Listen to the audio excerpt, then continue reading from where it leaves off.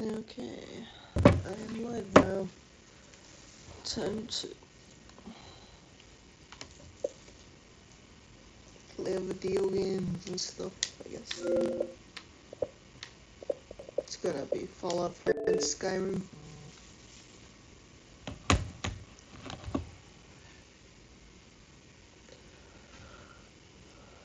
I took my mosquitoes just now.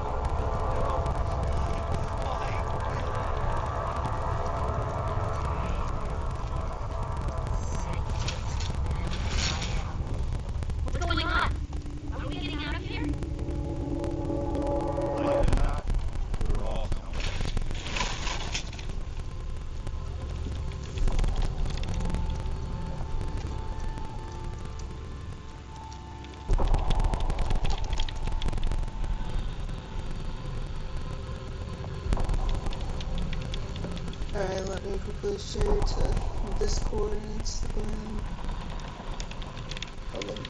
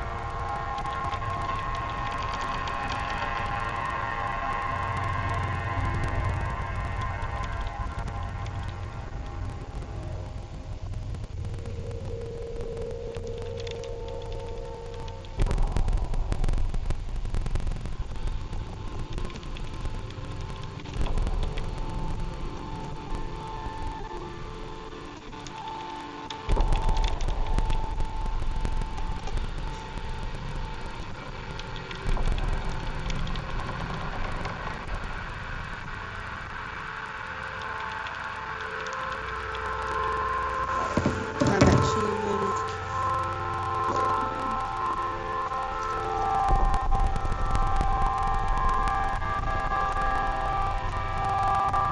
And then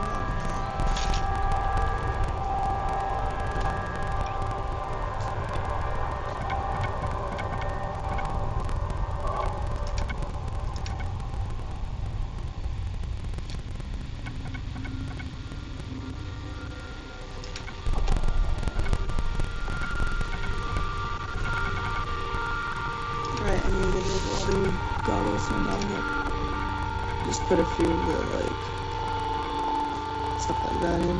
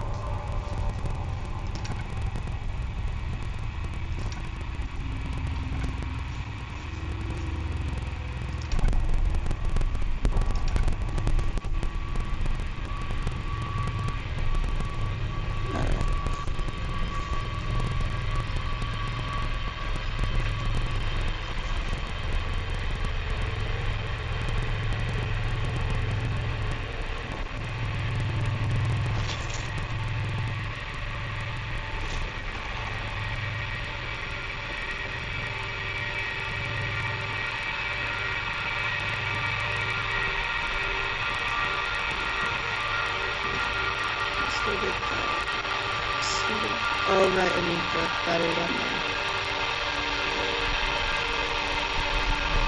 Alright.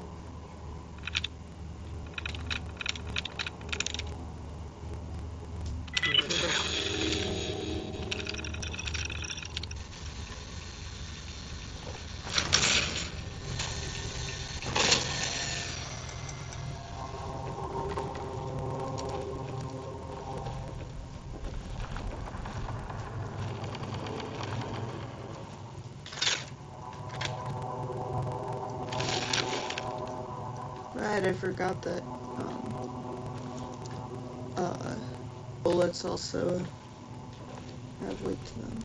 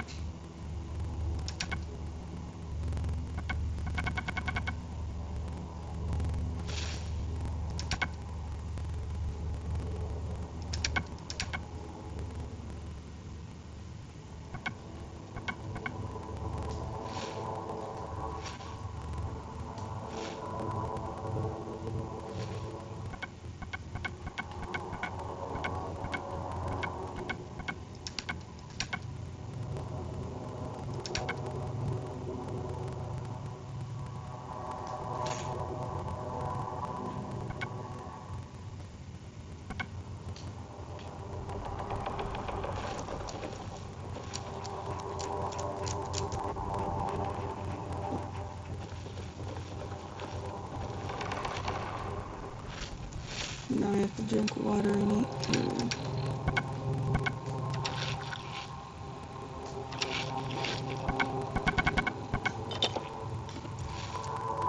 And there we go.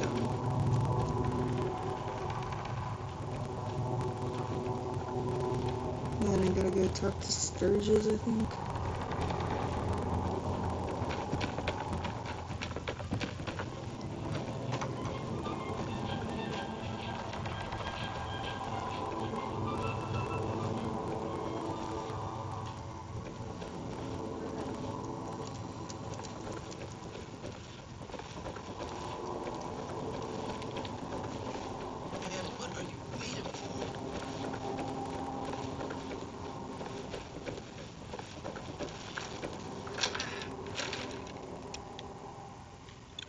Apparently I didn't have to talk to Sturgis, so that's good.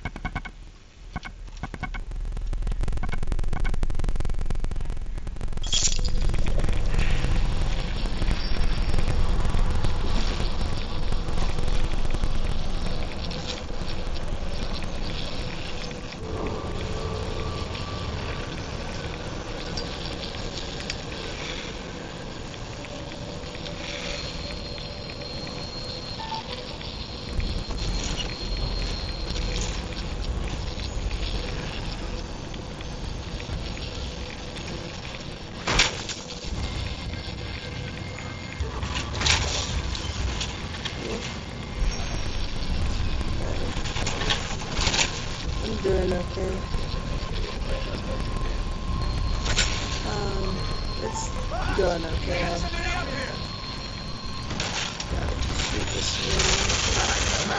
I gotta shoot this lady real quick.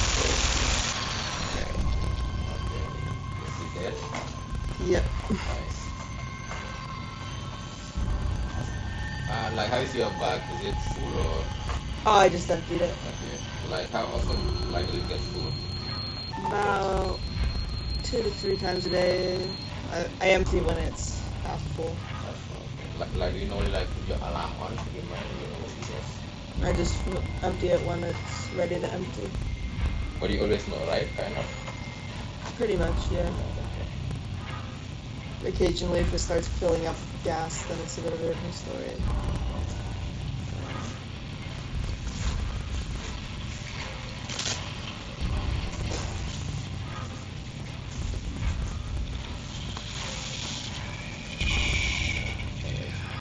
Is it bigger one or?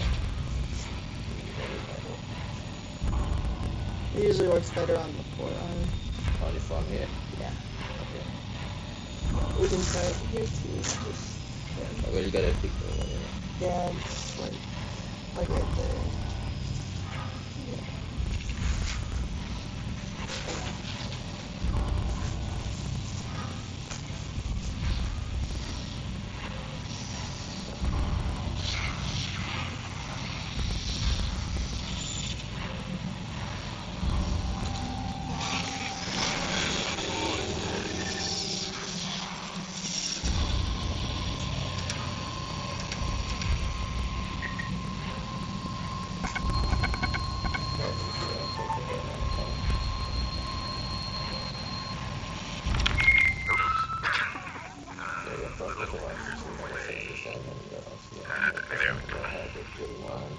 Just say it.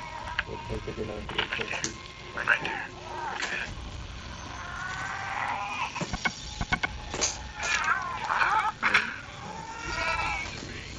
Hi, honey. Listen, I don't think Sean and I need to tell you how great of a mother you are. See. You are kind, loving, and funny, and patient. So patient. Patience of the saint, as your mother used to say. Look, Sean, together. Even though I know that things will look just I'll rejoin the social. Take note of the father. But everything is better how And I leveled up. Say bye, Sean. Bye-bye. Say bye. Bye, honey.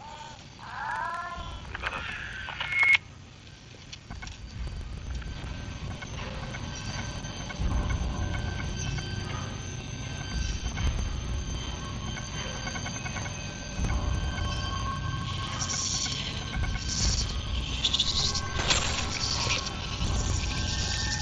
What are those sounds?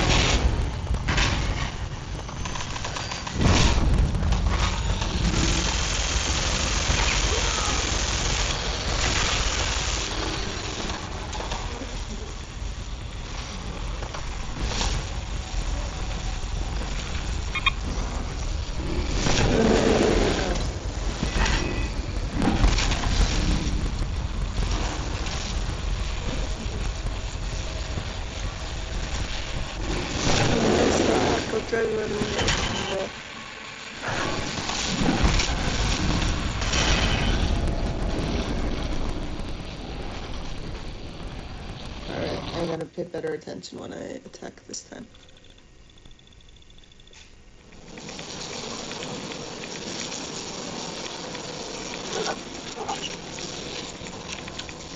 What did you find, doggy? No, we're not going back in.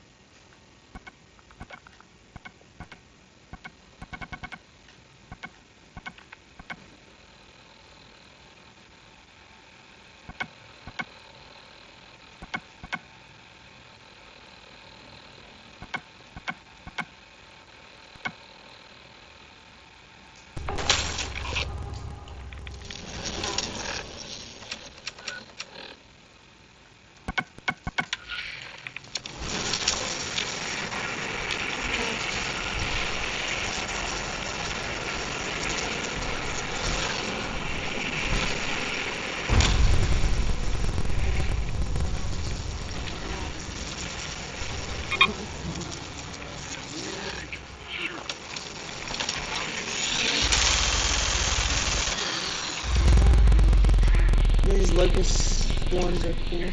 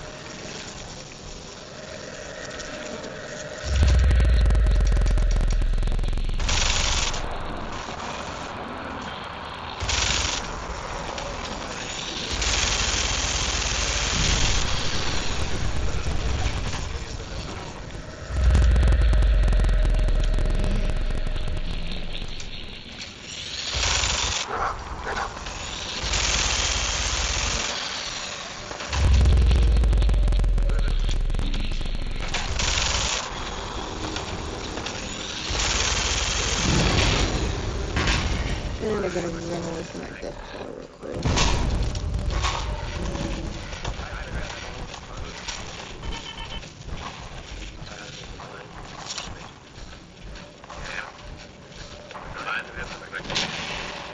My name's Kelson, Howard Kelson. I live out here solitary and alone. They hear nothing but the wind. Passing to the freight trains roaring through the canyon and the royal and the woods. I'm a lonely man. I got too many memories. There she goes. Through the tunnel now. Statesman Express. Well, parcel over the roaring like a blast of water.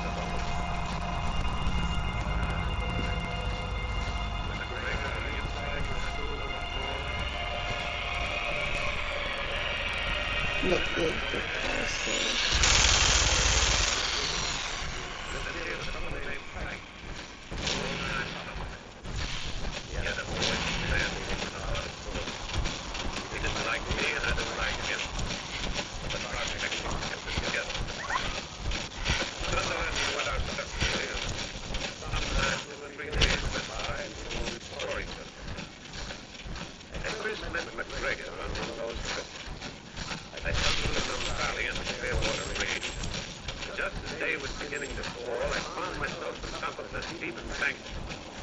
Overlooking the gleaming slit of rain. The air was dead silent. Mountains around me, all so still, so silent. For a moment I thought the whole world had died. Just then, suddenly, I saw somebody move down by the track. I cried, "Hello, over there! Hello!" The man spun about, stared at the track, me out of the wreck. Roared again, "Hello, over there! Hello!" The man spun about again. Where even is the death car?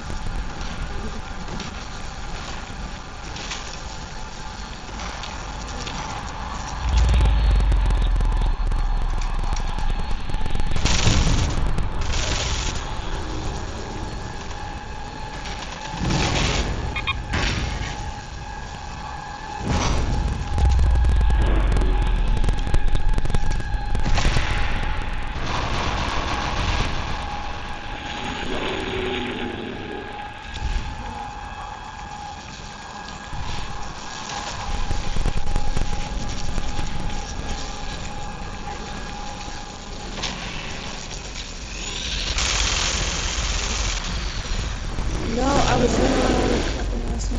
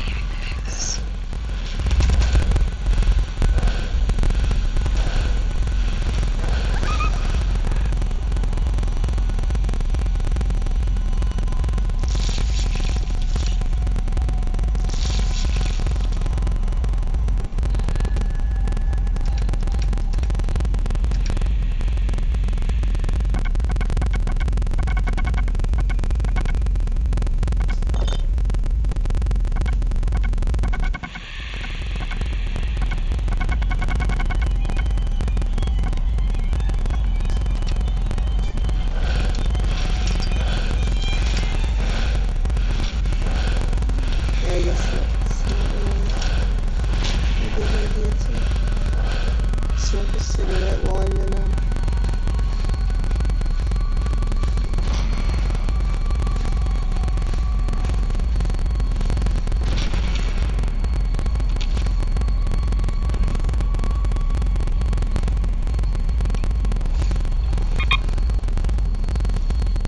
There it is.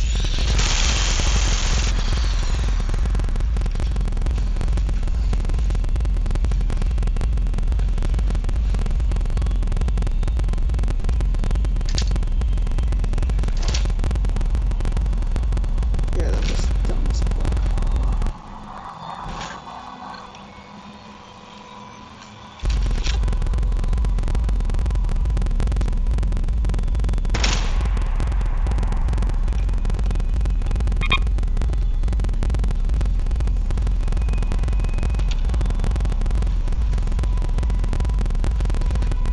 Come on down, Death Claw, so I can kill you already, sir.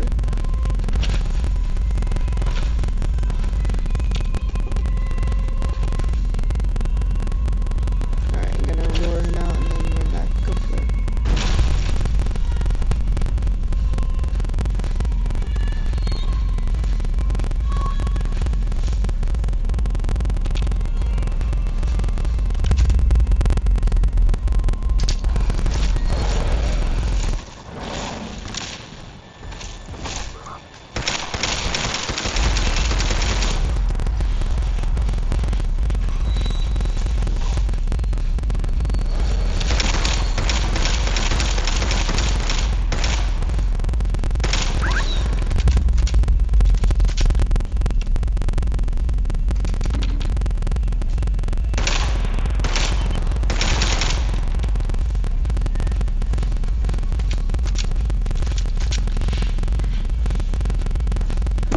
So we can even fit through the front door of the church.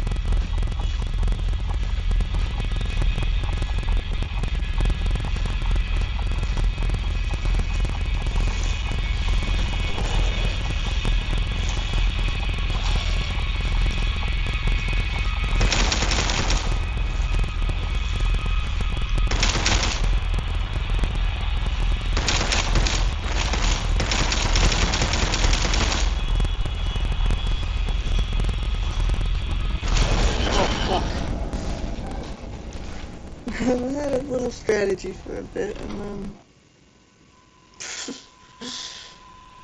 Oops.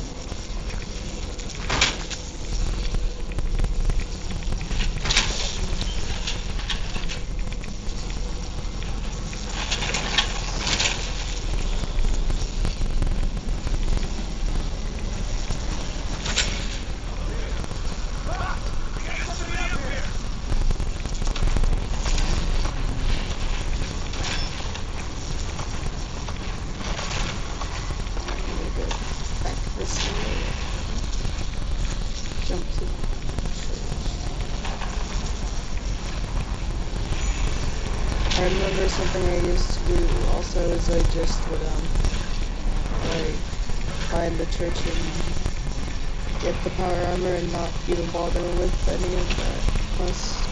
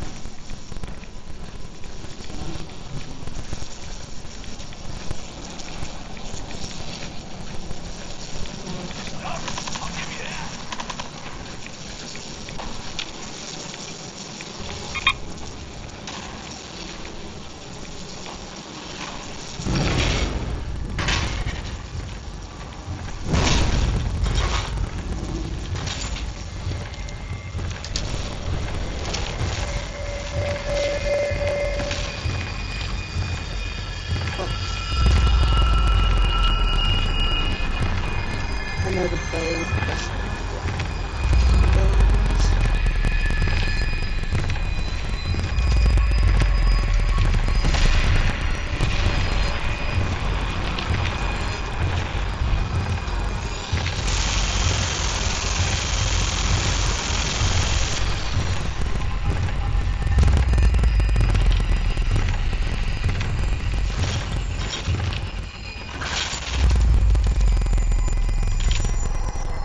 We really have time to shoot even when we have a death wall in here, dude. Oh my god.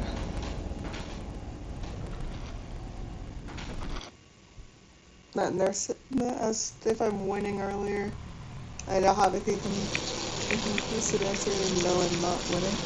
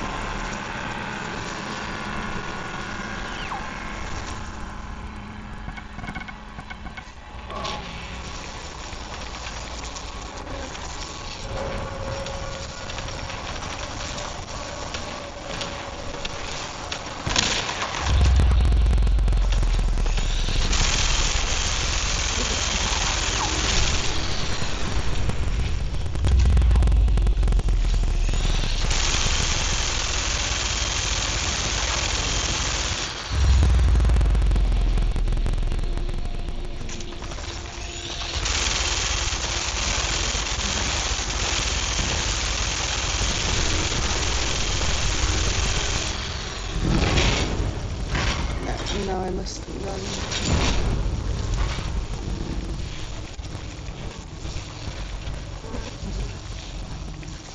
I didn't know I could get into here.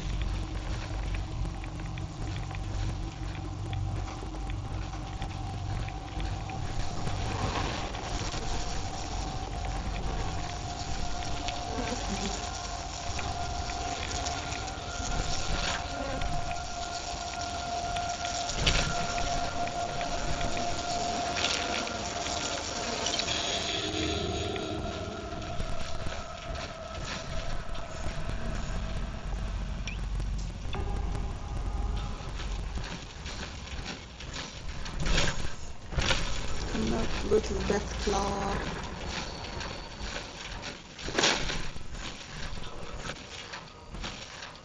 Come out, wherever you are.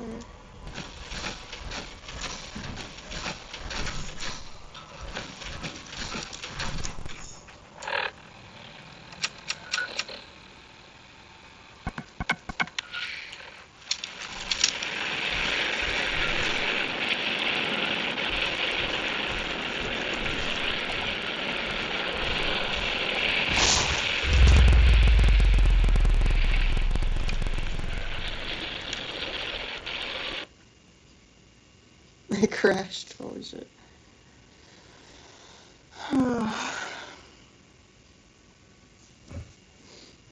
Was mad that I was starting to get good at this. That's what I was mad about. So I had to crash. Make me just be mad and go into easy mode so I can just get this level done.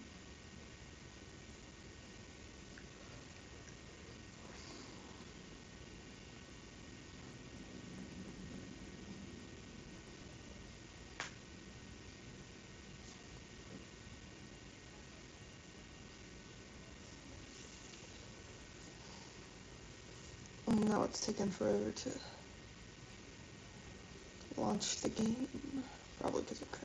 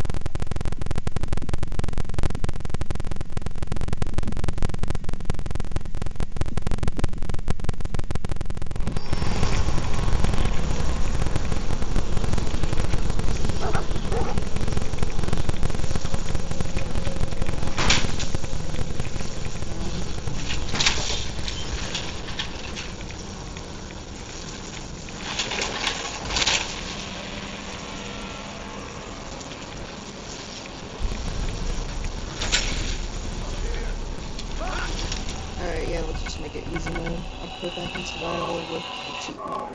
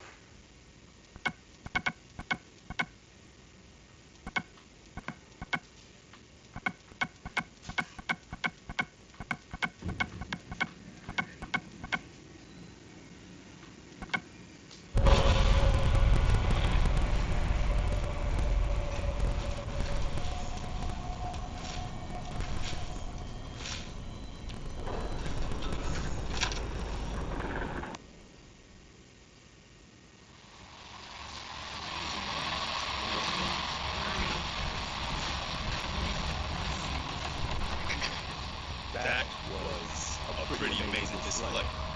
I'm just glad you're on our side.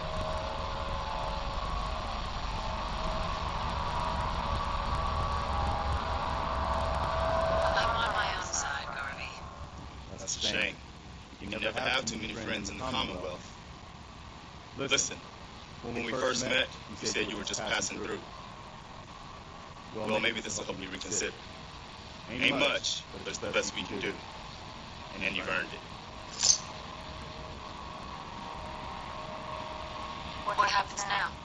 For the longest time, Alma Murphy's had a vision of a place called Sanctuary. Some old neighborhood, but one we can make new again. Why don't you come with us? I could really use your help.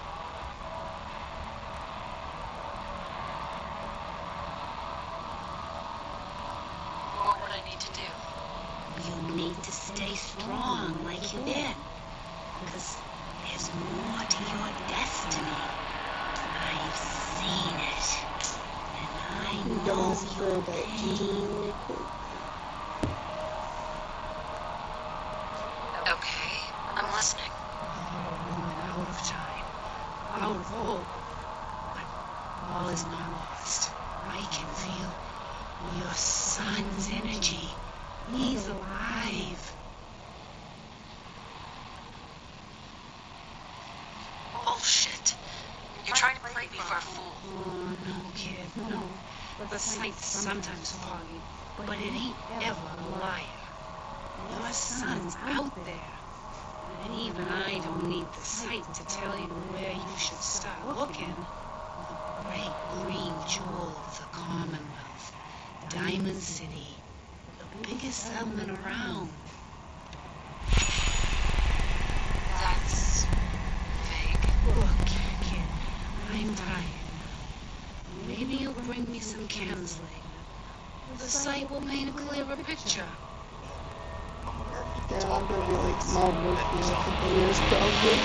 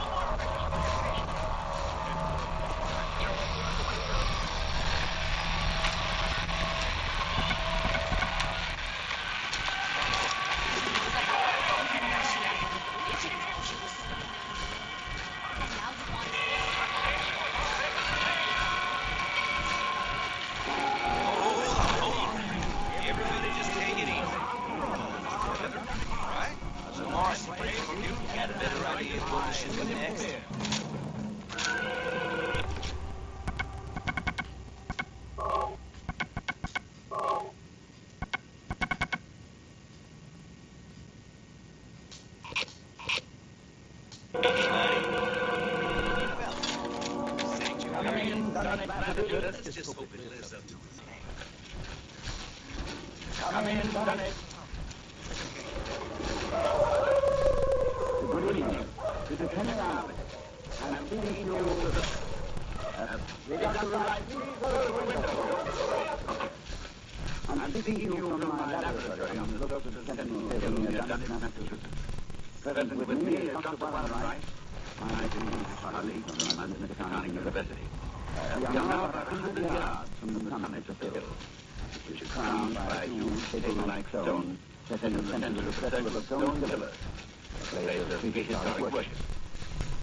A moment ago, you may have heard the dogs of the summit sounded barking as we have heard them 3 days and 3 nights. Dr. Wright and I know the power of which their barking portends, but the purpose of this broadcast is to make this unbelievable horror believable to you. I hope for your sake and ours we are successful tonight. It is the evening of All Hallows. Tomorrow will be too late.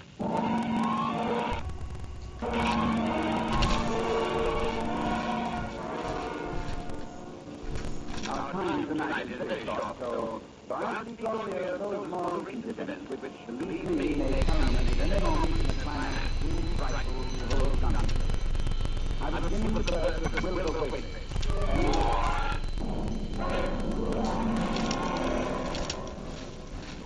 It was the night of February 2nd, 1921. Candlelight. Before dawn, when the video waited, a deformed albino woman about 35 years old, gave birth to her dark, close-looking son in the crumbling wasted farm. No one attended her. No doctor or midwife. No one was with her, except her aging aunt and father, who was known as Wizard Wizard. Hey, could I get some diet ginger ale? Okay, give me some. Nice. A week later, Wizard Wizard drove his sleigh to Dunwich Village and reported the event to a group of loungers in Osborne's general store. Thank you. No, it's just his father. You never spoke of who his father might be now. Oh, you will his father when the time comes. The living is rare to see some things the most do only talk about. Carefully her husband is as good as you can find inside of his You don't know, do you? Maybe it was no thirst to come in here. But we would ask no better question than this. Why didn't he tell you no when we were in? When was that? The women knew here for it. Not the husband knew here either. But let me tell you something. Someday you will hear five of the names. All of them are the names. On Harvard and the North Field.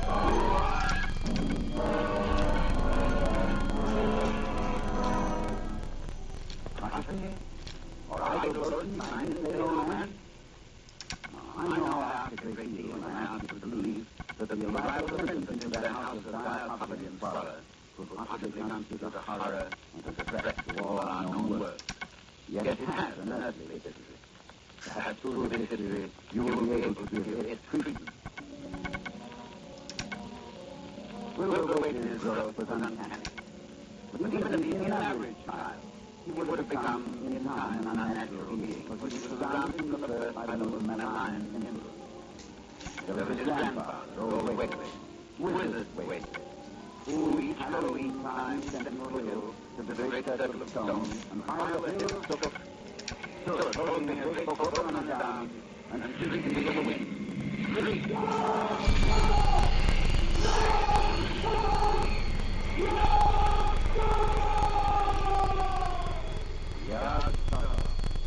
That dreadful name, first mentioned in the hideous forbidden book, the Necronomicon.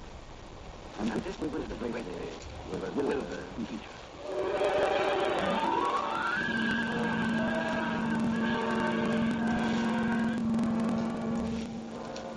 The villagers began to notice curious things that were going on at the Waitley farmhouse.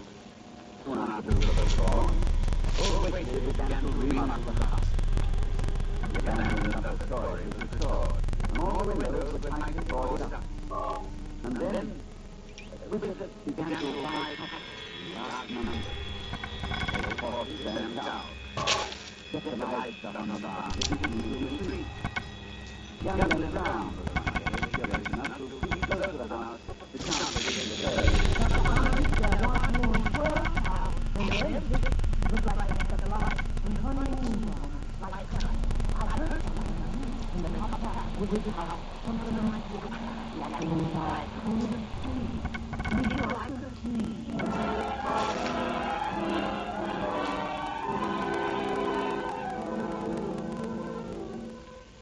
One other person went to the Waitley farm in the years before I met Wilbur, Dr. Ken Houghton of Aylesbury, who was called by Wilbur himself, who said that his grandfather was dying. Dr. Houghton found the old man in the bedroom on the ground floor, and Wilbur with him. While outside the window, a legion of whippoorwills cried loudly. And Wilbur thought about the sound.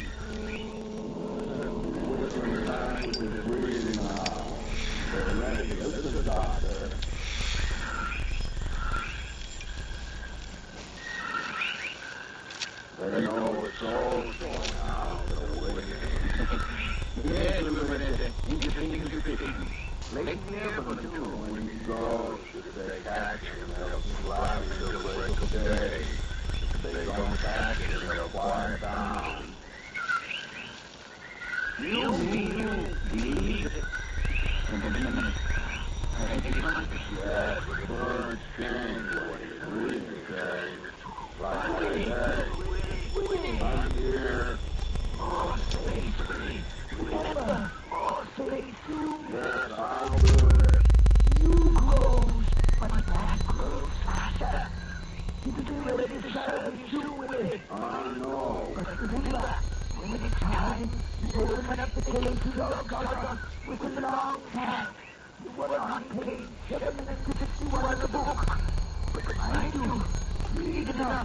had a deal.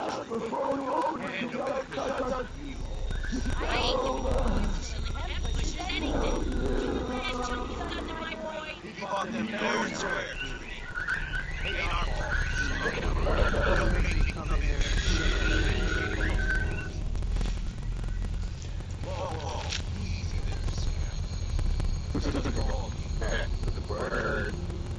You stop waving that gun in my face, or it's gonna involve me. That's it. You're dead. Oh well, that was fast.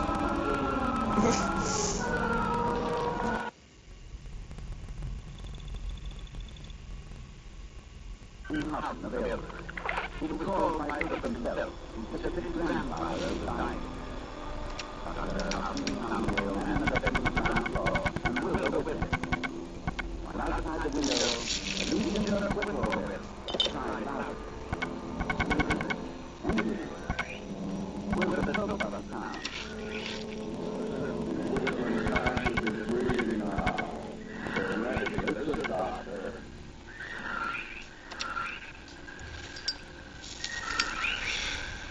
They know it's all going out the way. Late here for the two when he goes, if they catch him, they'll be alive until the break of day. If they don't catch him, they'll fly. These cigarettes really cure radiation poisoning. I was just smoking out of a gas mask before giving them third person.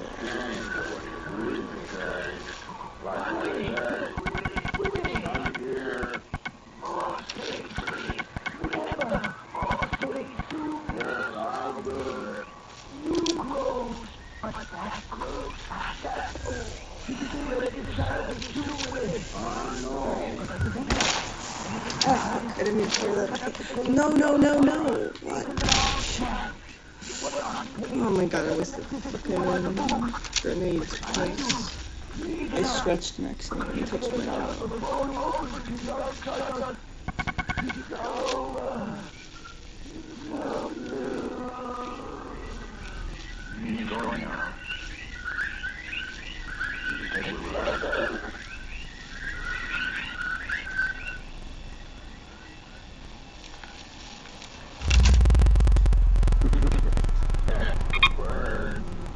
They didn't get him.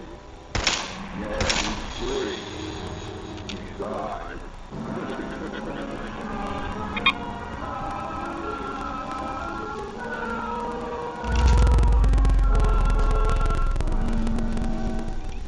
It was the winter following which was waiting to death as I first met Wilbur.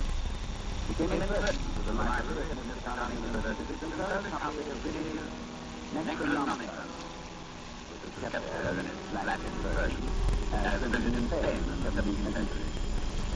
I tell you, when he came into my house, all was 8 feet tall, savage, yes, I think the more my voice when he spoke of it.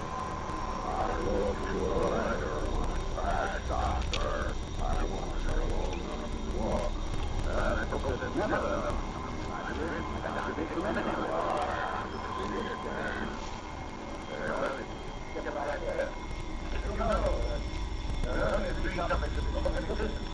That's why I forget. Yeah, you look at it on the table. Wizard said we'll be on page 751.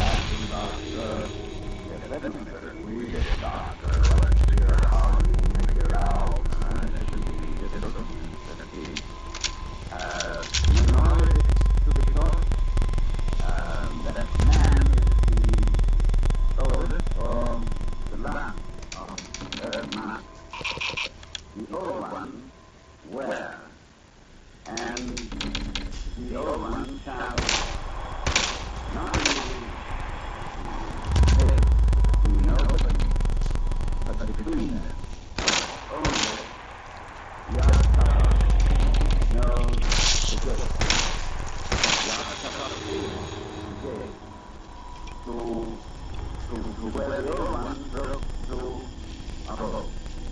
Their hands are at your throat, yet you see them not. Dr. Armitage, you see, I recognize that thing that was home.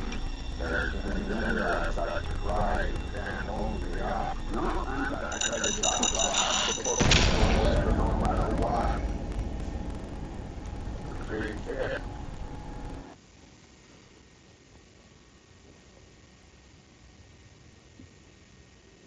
Out in the village. He was called my brother himself. He said that his grandfather was dying. Dr. Houghton found the old man and left him on the ground floor, and Will go with him. While outside the window, the legion of Whitmore cried out. And listened. Will was the top of the town. Is breathing now. They're ready. Listen, Doctor.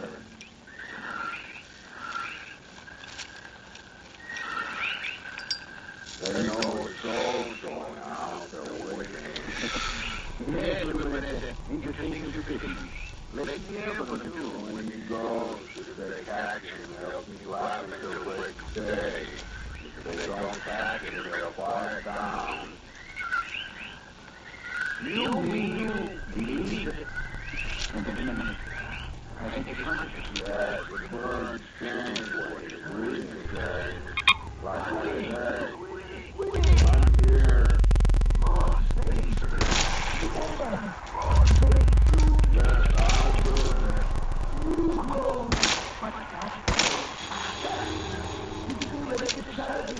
it. I know. When it's time, you open up the gate to your God with a long hand. You were on page 751 of the book. But mind you, read enough. Because if it is out before you open to your God, it's over. It's over. He's going out.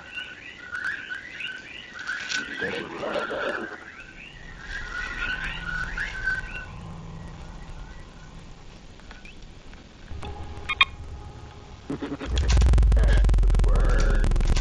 They didn't get him. Yet he's free. Fine.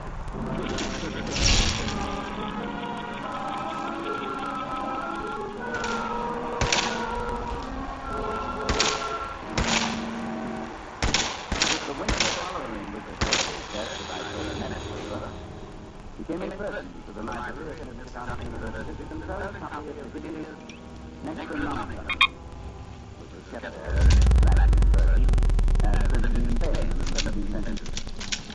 I tell you, when we came in my house, I was appalled at the picture. 8 feet tall, savage,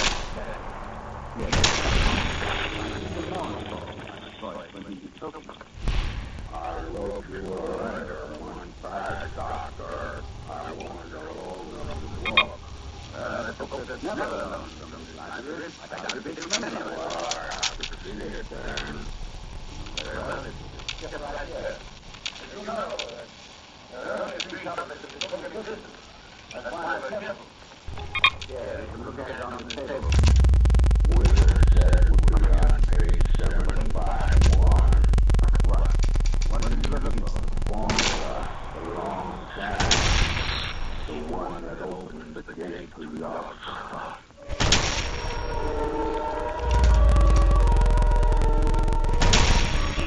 I heard the wave of a slightly tangible craft in the pool.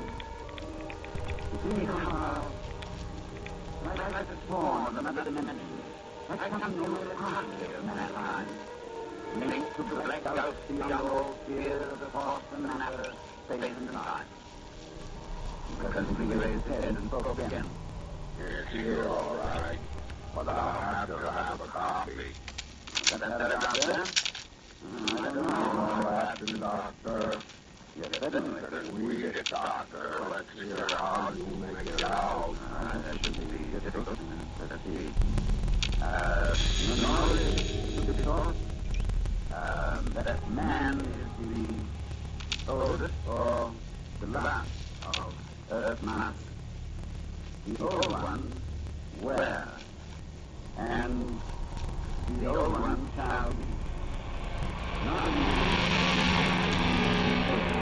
we know but between us, but only Yog-Sothoth knows the gate. Yog-Sothoth is the gate to where the old one broke through a hole.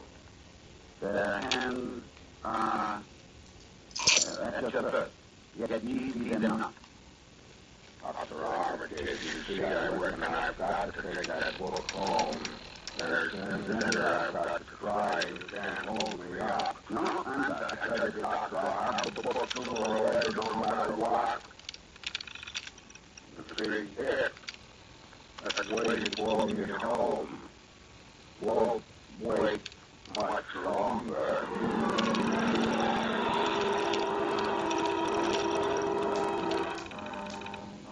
A week later, as I was awakened suddenly by the fear, young Elizabeth was watched out on the mantel. Fellows I found from the whole kitchen throat. It was clean. And I knew instantly that Wilbur had come back. The sweet rules in Skyrim are much better than Fallout Sweetness, but that's not surprising that a medieval pastry tastes better than post-nuclear apocalypse. What was taking place there was not for unfortified eyes to see. I rushed back down, looking on the Professor's eyes coming with me. When we opened the study door, the Professor's eyes screamed, "No, Dr. Robinson, no, I cannot close the door." Then his eyes, but Lord, what the job hast thou done? I want to sit there. The horrible sound of that moaning. Those who know the call doctor, the doctor calls that? No doctor in the world would know what to do for them. Look, it's not human, nor animal. Where did it come from? Can you tell me? Can you tell me what it is?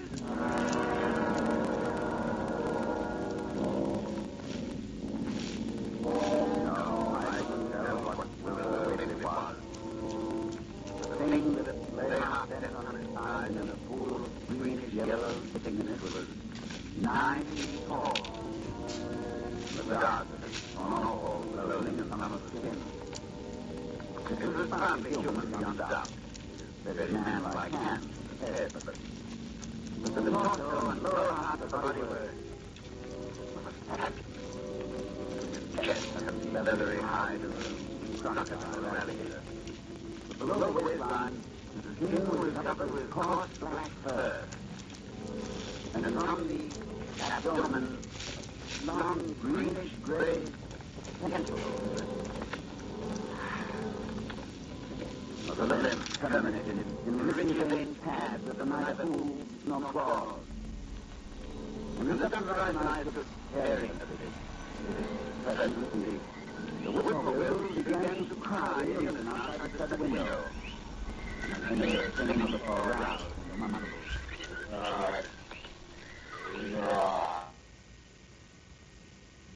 Bro, is it about to crash? Oh, my remote ran out of power, sorry.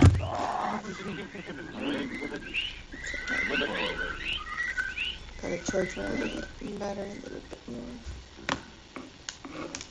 Dead now.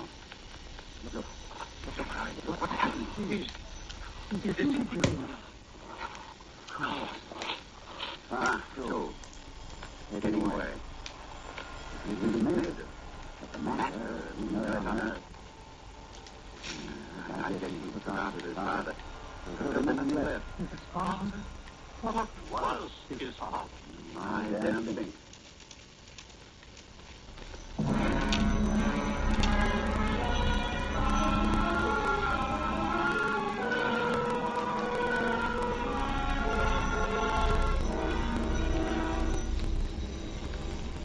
I thought then that what came into our world was the way they left with him. I forgot what he himself had told me of it. Waiting in the deep house with the way they built, where the cattle were driven to disappear. But Wilbur Whately left a diary, written in a strange outfit resembling Sanskrit. And I worked out on weeks to decipher it. And finally, I read the one we had, written by Wilbur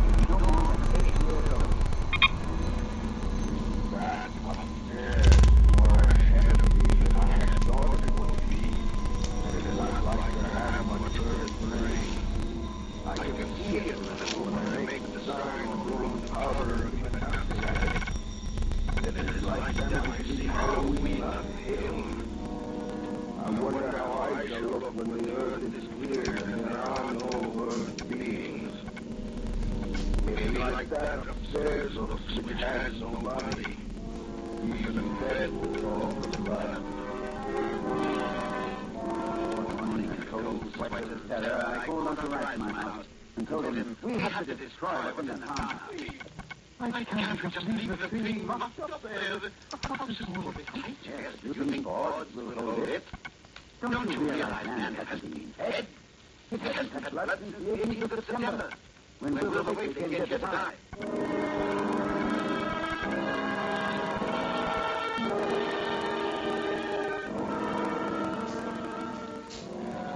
We left for Dunwich that night, and we've been here on Sentinel Hill ever since, working desperately to discover the pond of every time.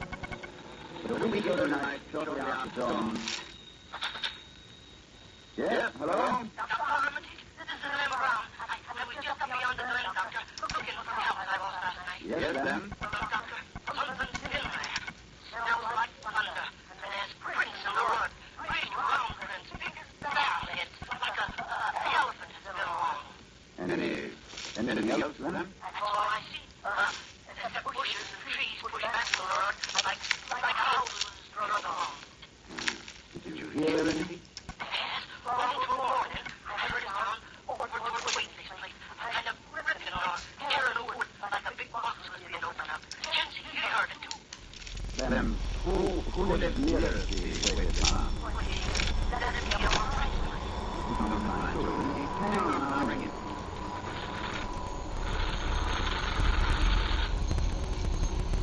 Yes, Doctor. I'm trying to get Elmer Pride, Henry. Doctor, you must be outsiders. The whole family. I was living there an hour ago. Earl Sawyer saw Elmer's cow stampede in Cold Spring Glen. Did you get him? All right. But if you hear or see anything more, let me know. I'll be here working all day. Right. Wake up. It's loose. Found the house. One family's gone already. We have to work. Pray God we find that formula every time.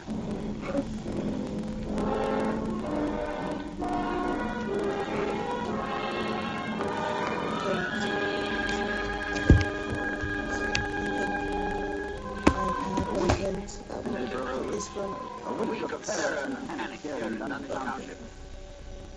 Each night they move about our countryside, leaving the trees, crashing with a 30-foot wave. So I am in mount. Then speaking of water, ginger ale, And afraid of the leaving crash in the Dutch farmhouse. Old birds with cattle, drained of blood. Well, ladies and gentlemen, that is the story at this moment. And tonight is Halloween. Tonight you're here to... Just one moment, please. The bell rise. You hear something? Well, the door open. Listen. Alright, sit down here. Yeah, this porch is Sounds of bending trees. Sounds like the sea moving across the earth. Yes. And fucking floor had the audacity to follow the Florence from people. Oh my fucking god. Gravity has way too much audacity to just do all this fucking annoying shit. Before I go, 20 times this room may be listening to me. If I fail, there is a possible alternative formula that can possibly formula in the Middle Ages on page 24. It's too dark in this room. Probably just put it on an empty piece of air thinking that the table is there. Not gonna lie.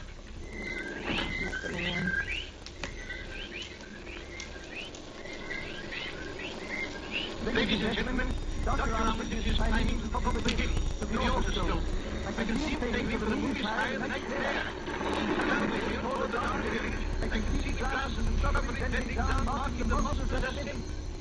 You lose my past, and I feel the proximity to the face of the being that can be forbidden. Now, Dr. Armitage stands now on the autostone. It is holding the power which is the good satanic. We'll make this thing for an instant invisible. It is quite close to now, but I have set the odds on this.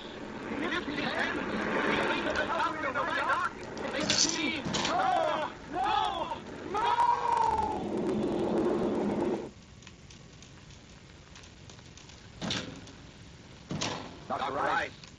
That's suspicious that a whole skeleton's in there. Ladies and gentlemen, this is George Spencer now. Due to condition, for just a moment, please.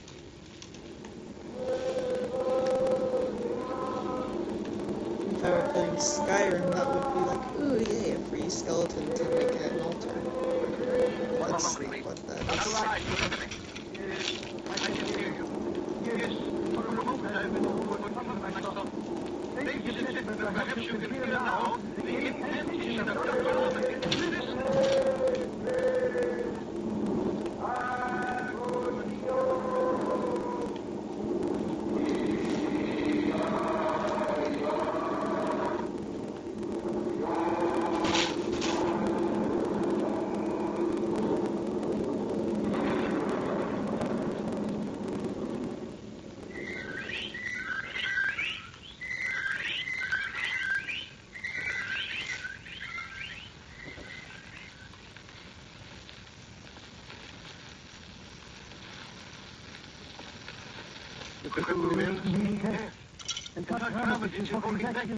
Dang, sorry we didn't even get to drink your whiskey. We were just waiting for laundry and then the bombs fell.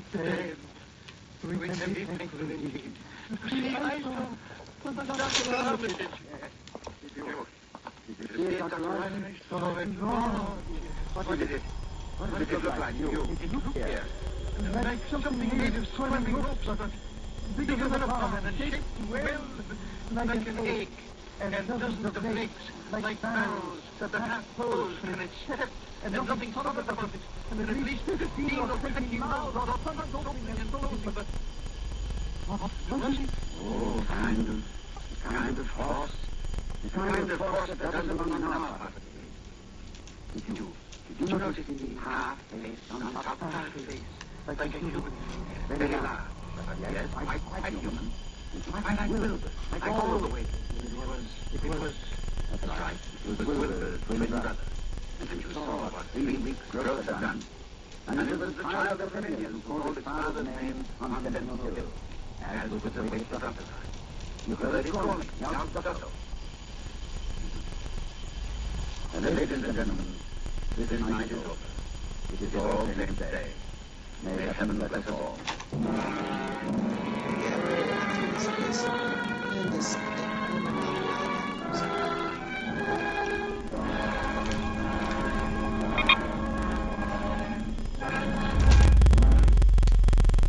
The Dynamic Horror with Ronald Coleman as your star of Suspense.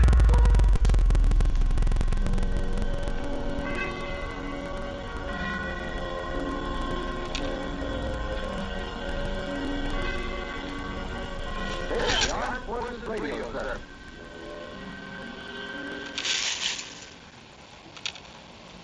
The Institute definitely is common sense. has a role to play in setting up all these Guaranteed to survive on the mannequins. during the nuclear war. There's, But a they're strong probably, civil defense can they probably got save millions millions of of lives. lives. Make sure that yours is one of them. Learn how to protect your home. Call Civil Defense today.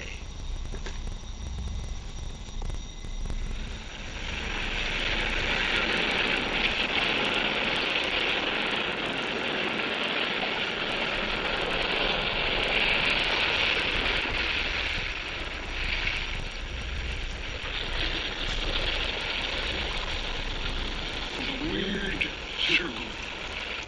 In this cave, with the rest of the sea, we are meant to call from out of the past stories, strange and weird. Bellkeeper, toll the bell, so that all may know we are gathered again in the Weird Circle.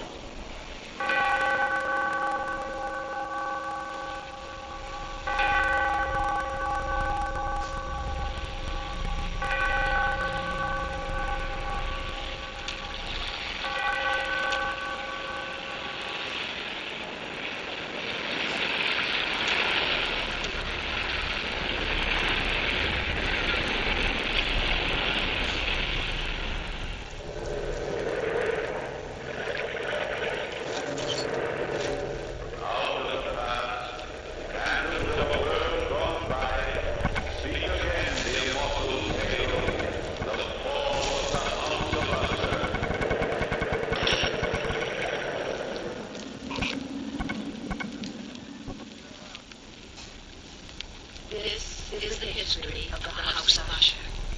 I'm leaving it as my last will and testament, because before this year is over, the cavernous tower will close over the gables of our decadent home.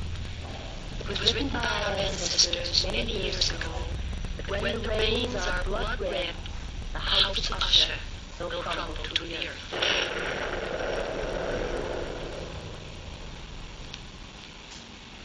There are 3 members of the Usher family living, 2 in direct descent, the Lady Madeline and her twin brother Roderick. I was engaged to marry Roderick long before I knew my cousin. It is the custom for the Usher family to intermarry. The Lady Madeline has been confined to bed these many weeks, waiting for death, waiting for the last days of her life to pass quietly.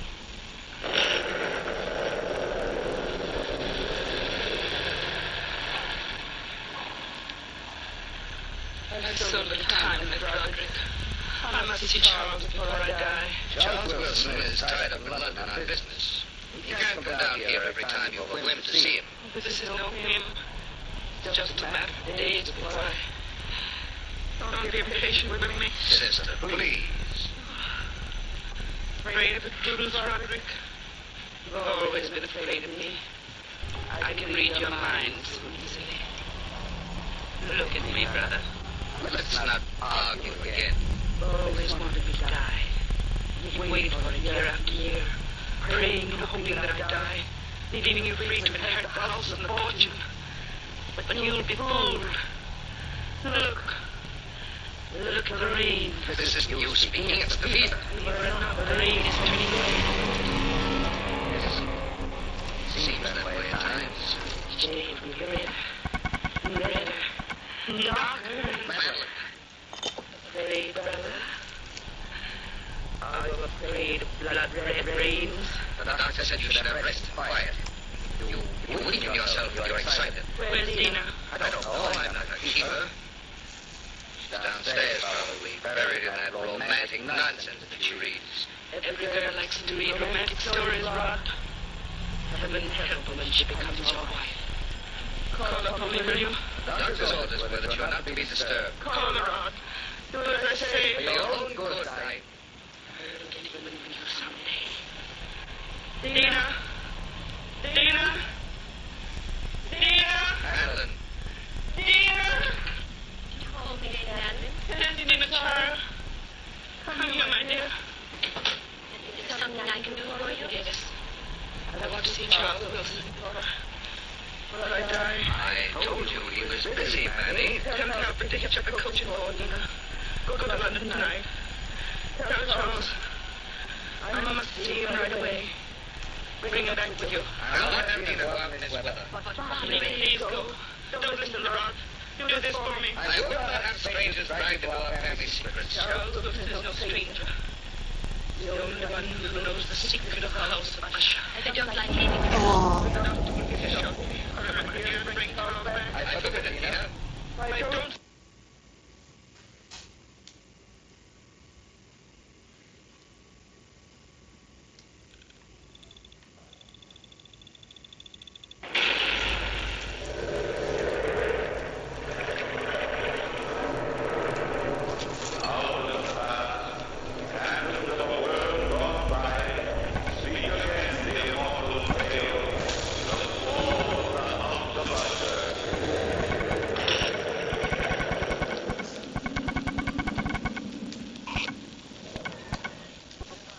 This is the history of the House of Usher. I'm leaving it as my last will and testament, because before this year is over, the cavernous tower will close over the gables of our decadent home. It was written by our ancestors many years ago that when the rains are blood red, the House of Usher will crumble to the earth.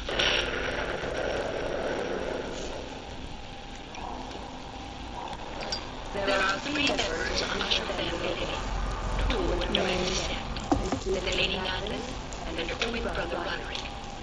I was engaged to marry Roderick long before I knew my cousin. It is the custom for the Usher family to intermarry. The Lady Madeline has been confined to bed these many weeks, waiting for death, waiting for the last days of her life to pass quietly.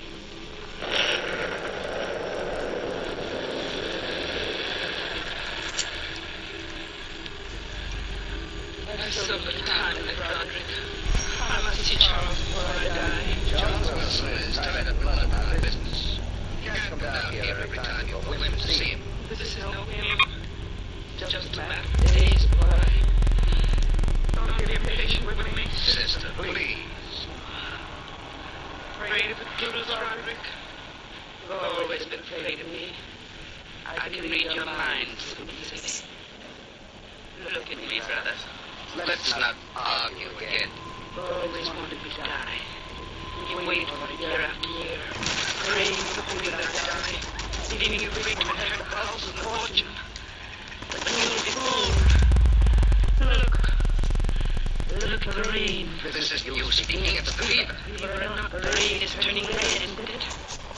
Listen. Seems that way at times. Shade red. Darker. Pray, brother. Are those blood-red rains? Doctor said you should have rest quiet. You weaken yourself. You're excited. Where's Dana? I don't know. I'm not a keeper.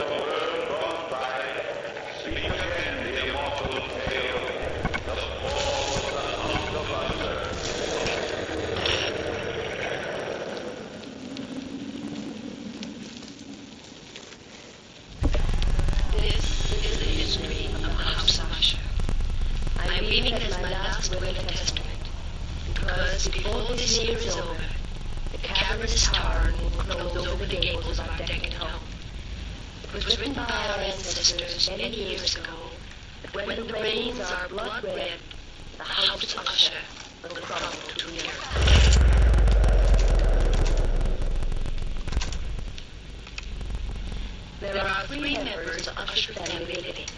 2 in direct descent. The Lady Madeline and her twin brother Roderick. I was engaged to marry Roderick long before I knew my cousin. It is the custom for the Usher family. The Lady Madeline has been waiting for death, waiting for the last day of life. Pass quietly.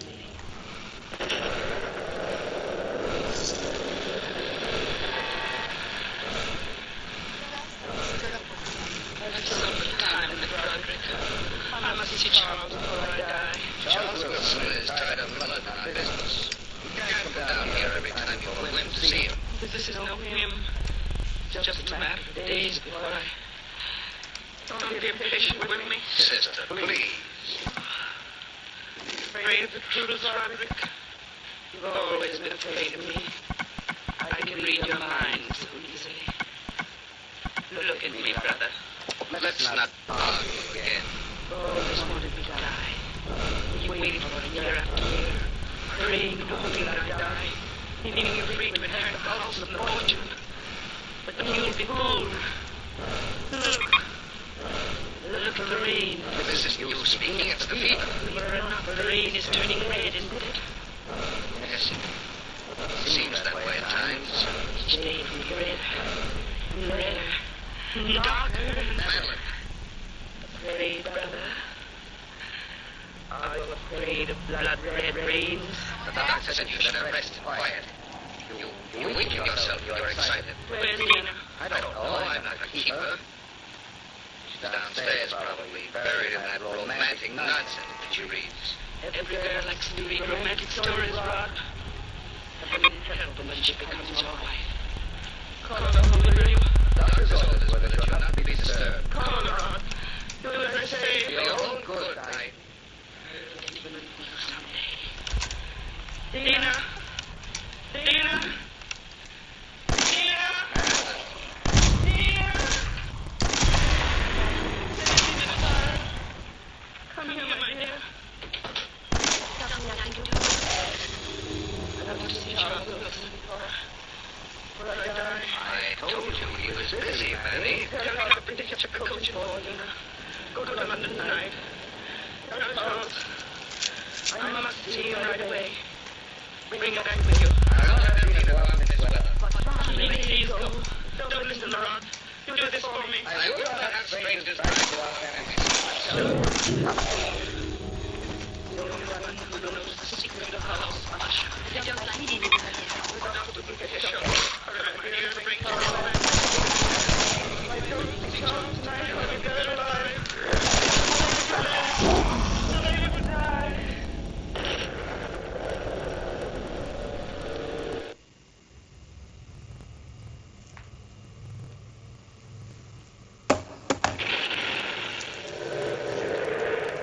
I wish there was a way to like that radio mod just keep playing from wherever I was last night, even when I die, you know.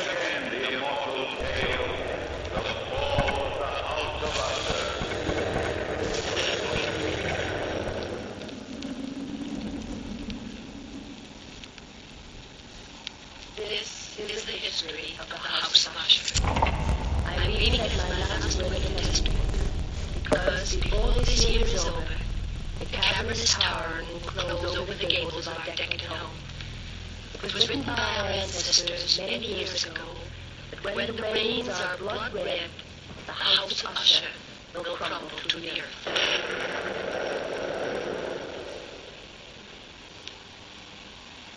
There are 3 members of the Usher family living, 2 in direct descent, the Lady Madeline and her twin brother Roderick. I was engaged to marry Roderick long before I knew my cousin. It is the custom for the Usher family to intermarry. The Lady Madeline has been confined to bed these many weeks, waiting for death, waiting for the last days of her life to pass quietly.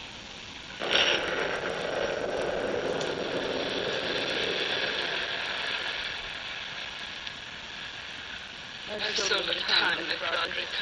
I must see Charles before I die. Charles Wilson is tied up in London on business. He can't come down here every time you go in to see him. This is no him.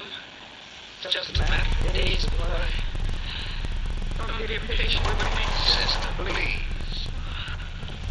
Afraid of the truth, Roderick. You've always been afraid of me. I can read your mind so easily. Look at me, brother. Always wanted to die. Wait for it year after year. Praying, hoping that I'd die.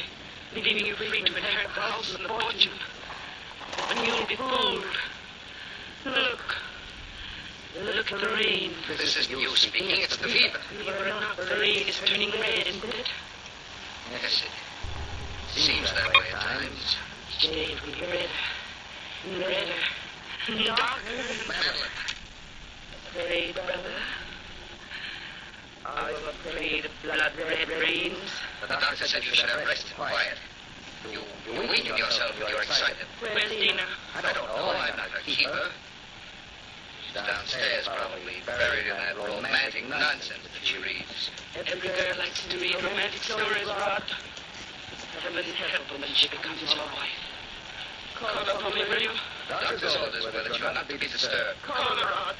Do as I say. For your own good, Dina! Dina! Dina! Madeline. Dina! It's the one that I die if I Come fall here, off my of dear. that. Is there something I can do for you? Yes. I want to see Charles Wilson before I die. I told you he was busy, Manny. Tell Calvin to hitch up the coach for you. No! Go to London tonight. Tell Charles. I must see you right away.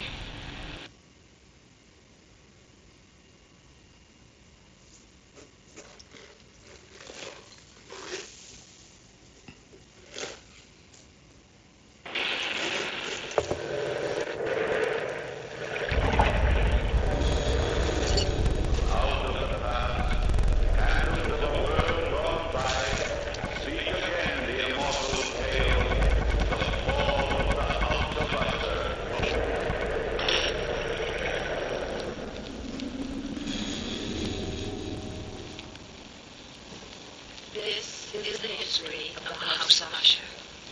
I am leaving it as my last will and testament, because before this year is over, the cavernous tarn will close over the gables of our decadent home. It was written by our ancestors many years ago that when the rains are blood red, the House of Usher will crumble to the earth.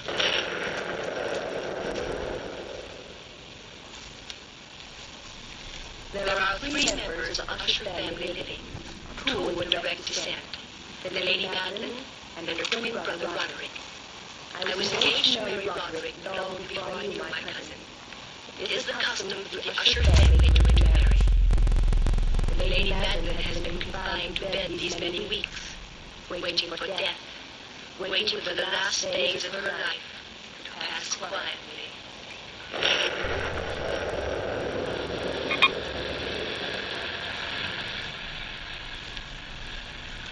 I've so little time, Roderick. I must see Charles before I die. Charles Wilson is tied up in London on business. You can't come down here every time you have a whim to see him. But this is no whim. It's just a matter of days before I... Don't be impatient with me. Sister, please. Afraid of the truth, Roderick? You've always been afraid of me. I can read your mind so easily. Look at me, brother. Let's not argue again. Always wanted me to die. You've waited for it year after year, praying and hoping that I die, leaving you free to inherit the house and the fortune. But you'll be fooled. Look at the rain. This isn't you speaking, it's the fever. Fever or not, the rain is turning red, isn't it? Yes, it seems that way at times. Each day it will be redder, and redder, and darker. Madeline. Afraid, brother? Are you afraid of blood-red rains? The doctor said you should have rest and quiet. You weaken yourself, you're excited. Where's Dina? I don't know, I'm not a keeper. She's downstairs, probably, buried in that romantic nonsense that she reads. Every girl likes to read romantic stories, Rod. Heaven help her when she becomes your wife. Call upon me, will you?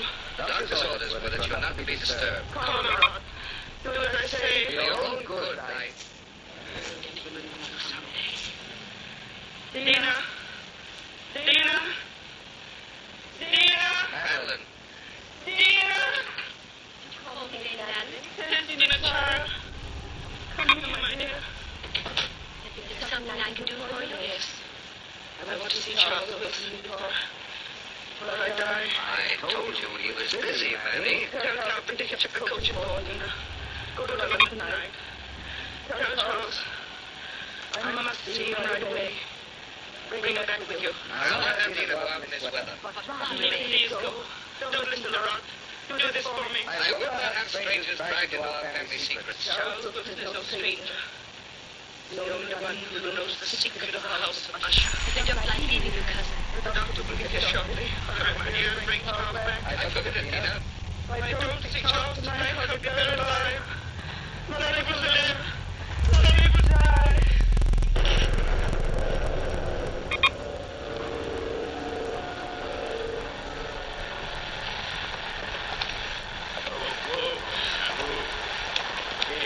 Never get to London time, Mum.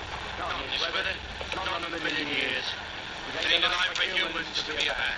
Lady Madeline, the least we can do is grant her last wish. Quickly get out before Robert tries to catch up with us. Yes, I heard her, cousin.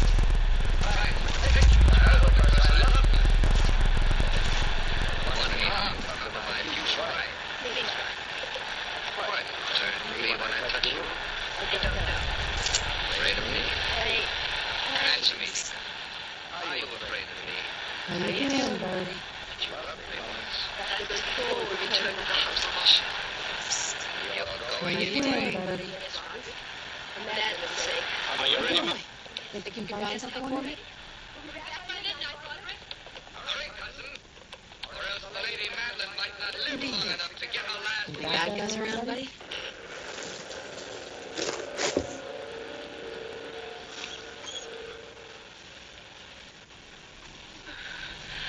Did she leave Roderick? Yes.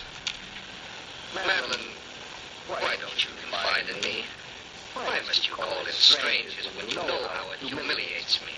I can't trust you, Eric. Ever since we were children, you've kept one secret from me.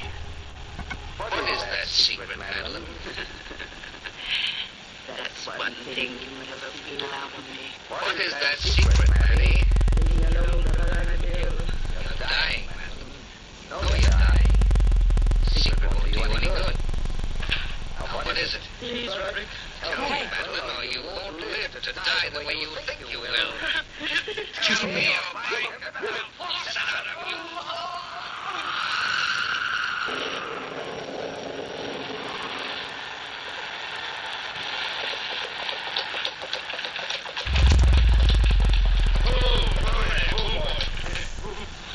This is his house, Mom. Thank you, Charles.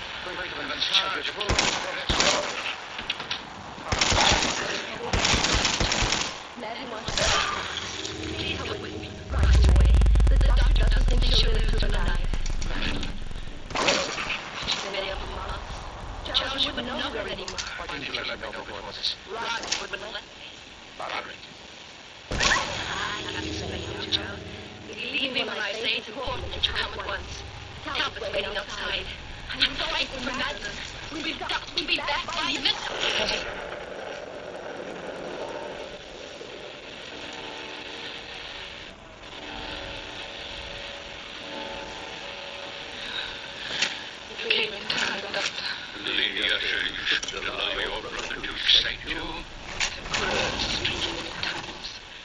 Surprisingly like my grandfather. What time is it? Midnight. Here, drink this. It will give you strength. I can't move. Lean against me.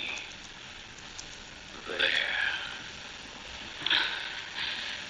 Dr. Maine, you've attended all my family, haven't you?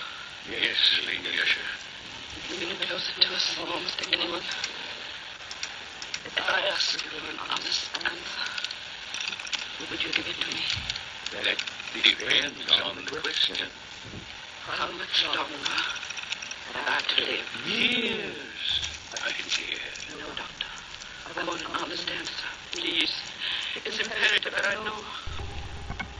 I don't know. Really, my dear.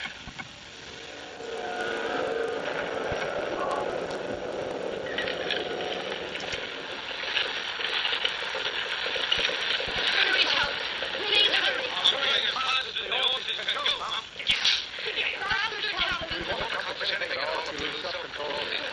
sorry, Charles, but I'm no dreadful foreboding. What Madeline and Roderick were supposed to possibly be. They were about a year ago. What was the change? I'm in the house for about 4 months. Roderick suddenly became nervous, jumpy. He locked himself in his room for days. He was more frightfully. Sounds like a depression of spirit. Oh, it went even that. That and Phil at the same time. And then, the horrible red rains began to fall. Red rain. Nina, really. Oh, you'll see. The first day those rains began to fall, the rift between Madeline and Roderick widened. Until now their hate was a living thing. It filled the house. And they seemed to be battling in constantly for possession of each other's soul. Charles, look. Look ahead. There's the house. And the rain. Look at the rain. Yes. Red rain.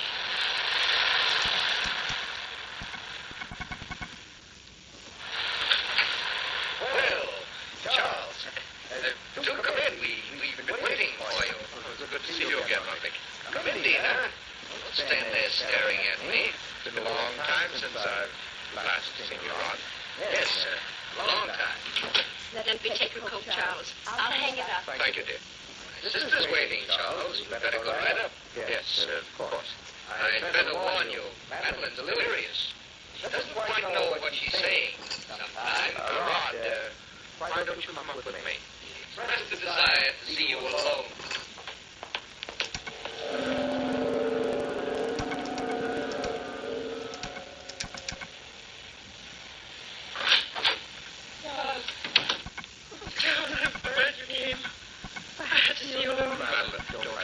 be all that we can do. So be your arms next to me. You're the only person I can trust. You must promise it exactly as I say. Of course, of course. Remember what I told you years ago. Remember Father and me. I told you then that he and I were all twins. But that was just childish fancy. I wish to God it were. Those fishes have all been cruel these last few months. God and I are only one person, not two. We have earthly bodies, but we share one soul. Charles and I were born, our shoulders were attached. The day of our birth we were separated. That doesn't necessarily mean you share one soul. I've never been able to feel anything for myself. His thoughts are my thoughts. His tears are my tears. His weaknesses are mine. Don't you understand, Charles? Are you sure of this, brother? Positive. His mind has the initiative. He doesn't respond to my emotions. Because I have none. I'm cold without him. Couldn't you see my earthly body is wasting away? But my soul is not waning. As long as he's alive, Charles, the power of his life will keep me living. I mustn't even think of it. True. I have a living death. I'll be there alive. Unable to live. Unable to die. That's why I call you here. Come with me now, Charles. You never allowed cold and sealed. Keep my body in the house. You but stop talking. You promise, Charles, promise. Yes, of course I do. Don't forget me, Charles, ever. You seal me my tomb alive. Madeline, my dear. Every moment is entitled to his own soul. Rest death. I can't rest in death. I'll return from the grave and take him with me.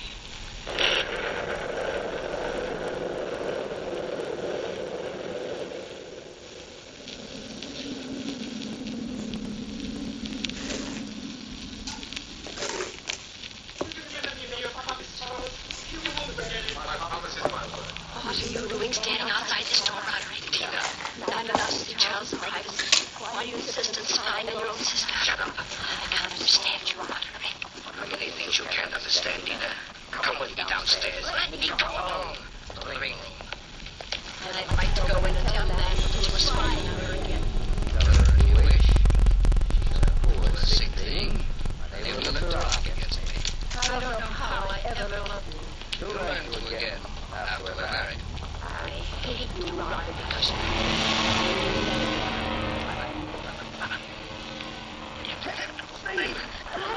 Roderick, what's the matter? Pain inside me, crawling like murder. Help me, Tina. Of course. Roderick! Tina! Madeline!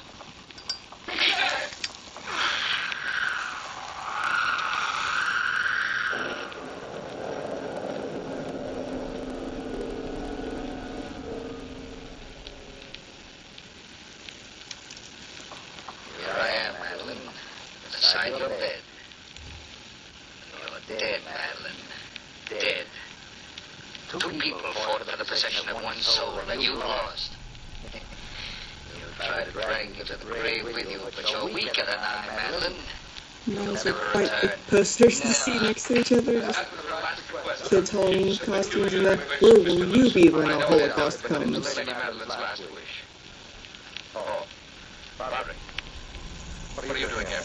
Taking a last look at my beloved sister's face. Oh. The Lady Madeline is dead. What's your right? Stop leaving like a fool. Look for yourself, Roderick. You're trying to define me. No. I've asked the doctor to know about her death. He says that this time the Wilson death from catalepsy. The deceased often retains a lifelike flush, but it's fairly symptomatic. Nothing supernatural about it. Of course she's dead. Isn't she, Doctor? However, if you feel the slightest doubt, No doubt at all. I suggest delaying the burial would be good too. As an nearest of kin, I want the funeral held at once. Lay the rest in the cramped catacombs beneath the house. Roderick, I give my word. Your word is valid.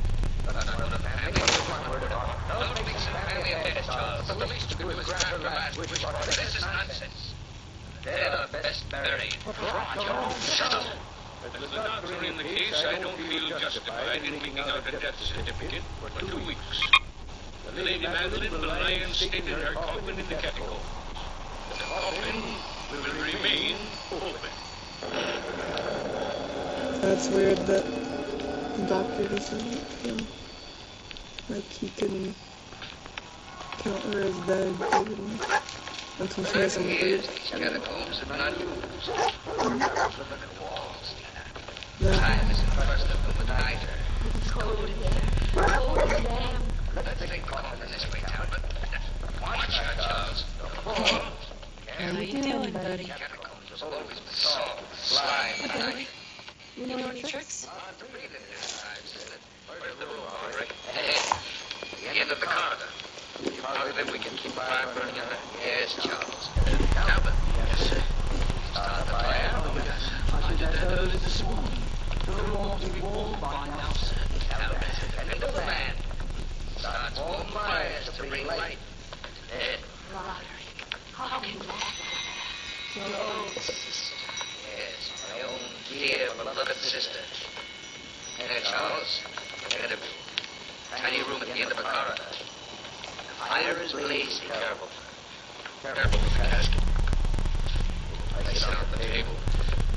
Center. All right. We can place it down. Yes.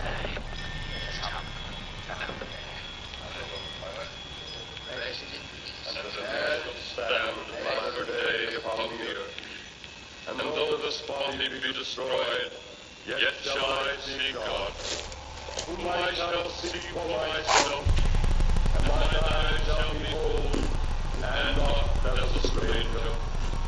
We brought nothing into this world, and it is from entirely unknown. All forgiven, and all hath given away. Blessed be the name of the Lord.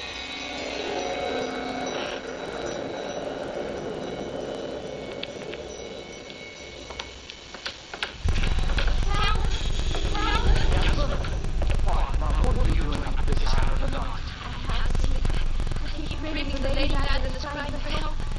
Where's Lord Roderick? But we couldn't sleep on, Mum. He said he was worried that his sister was cold, Mum. But if it seemed like that, Did he go down the catacombs? doesn't that he did? He said he wanted to stir the fires a bit. Down there? Wait a minute, Mama. The lady help us. I must down here. I must.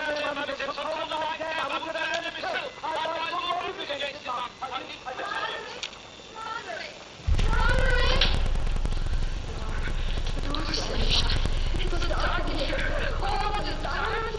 Roderick! Roderick! Roderick, where are you? Rod! Rod, answer me! Rod! Roderick! Roderick, I can't see! Please! Please help me! I'll get lost in the catacomb! Roderick! Roderick, please!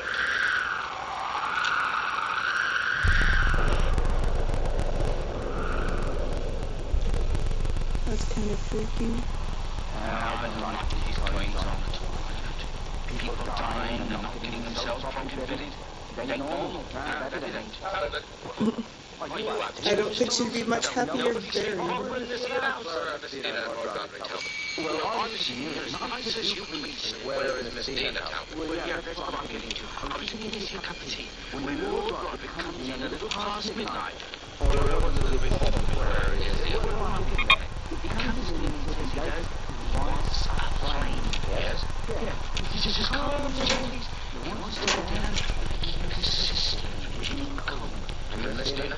Well, as for her, she never related said she dreamt that the Lady Madeline was calling to her.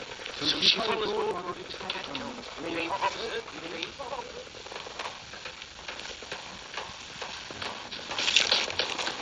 Roderick! Roderick! Oh, there's a light. You calling me, Cousin? Roderick, I was so frightened. I thought I was lost. Why did you come down here? I dreamt Madeline near me. Oh, what did you do, Rod? Be quiet, Dina. Close the coffin. Oh, how could you?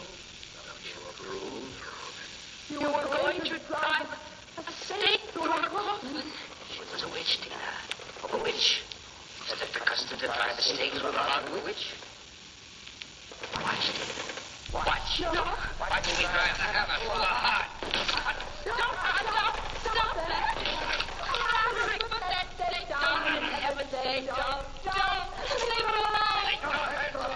Please, Roderick, please. It's so horrible, don't you understand? It's your own sister. Your own sister. Make for the Cena. You and her together.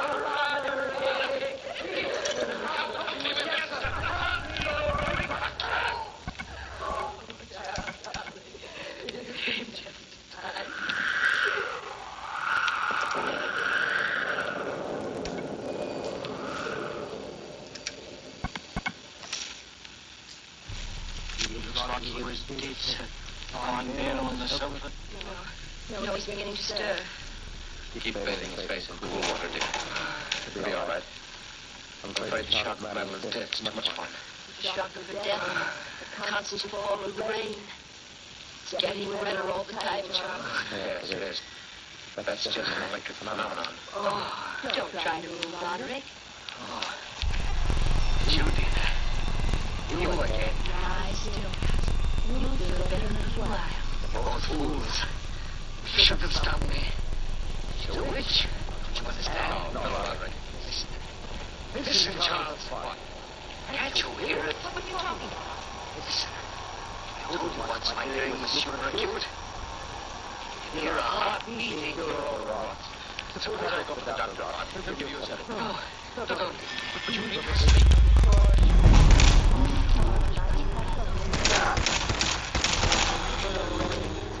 It's not my life. She's coming. She's coming. Here in catacombs. Listen, Charles. Listen. I gotta get out. She's coming.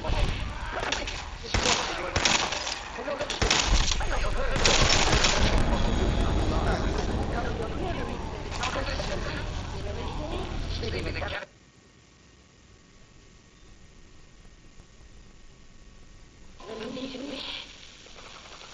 One funny kind of video game mechanic is like high health characters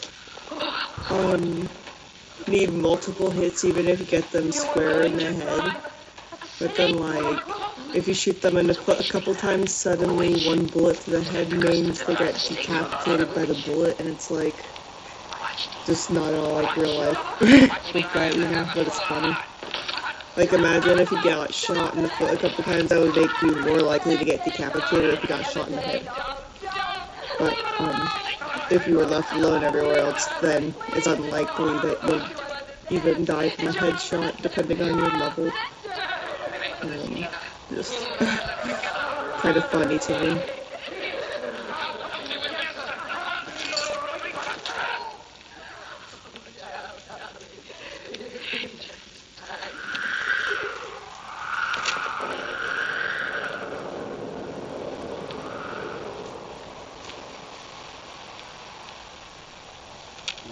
He was dead, sir. Lying there on the sofa. No, he's beginning to stir. Keep bathing his face in cool water, dear. It'll be all right. I'm afraid the shock rattle of death is too much fun. The shock of the death, the constant fall of the rain. It's getting redder all the time, Charles. Yes, it is. That's just an electric phenomenon. Oh, don't try to move, Roderick. Oh. You did that. You again. Lie still, cousin. You'll feel better in a little while. Both fools. You should have stopped me. She's a witch. Don't you understand? No, Roderick. Listen, Charles. What? Can't you hear it? What are you talking about? Listen. I told you once my hearing was super acute. I can hear a heart beating. You're all right. So why don't I go to the doctor, Rod? He'll give you a sedative. No, don't leave me. But you need your sleep. Of course you do. All this harsh night will pass over when the morning comes, and those infernal rains clear. It's not my mind. She's coming. She's coming. Here in catacombs. Listen, Charles, listen. Please believe me that you're simply overrun emotional. I gotta get out of here. I must leave at once. She's coming for me. Coming. She would. I overheard her talk with you. I've never seen a roach in real life, actually. She's leaving the catacombs now. I don't plan to. Like, rather than as snake food that people have bought and stuff like that. She's coming closer. Faster. Faster. The people on the stairs. One by one, she's coming up those stairs. Listen, you can hear her now, can't you? You can hear her now. Look out the window. The rains are blood red. She's outside the door. Listen. Listen, Professor, listen. No, sister. No, Rita. Message to Rodrigo Palomar. Okay, my friend. I thought about it, and I've reached a decision on the Fallon's job. Your cut is exactly what you deserve. $0. Zilch. You heard me right. You get nothing. Yes, you cracked the safe. And yes, we got the diamonds. But you also tripped the alarm. Maggie got pinched, and that's entirely your fault. Now, when he gets out, Maggie's gonna want your head on the platter. I'm gonna give him your share instead. I see you're getting off easy. Eddie Winter, signing off.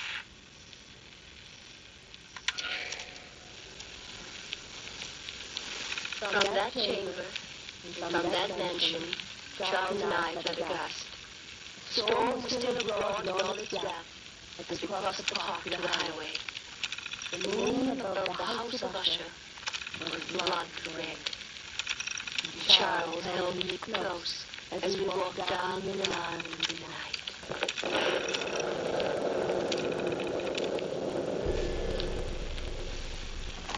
Tina, my darling. Don't look back. The house is crumbled to the ground. Crumbled into the cavernous time. Charles. Little Dina. You'll always be safe with me.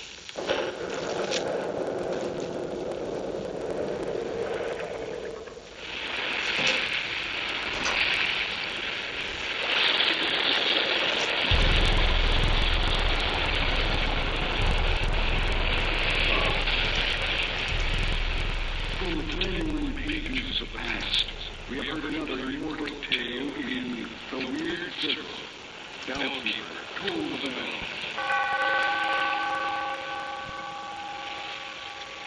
We here in this lonely cave by the restless sea, once again next time, for another immortal tale in The Weird Circle.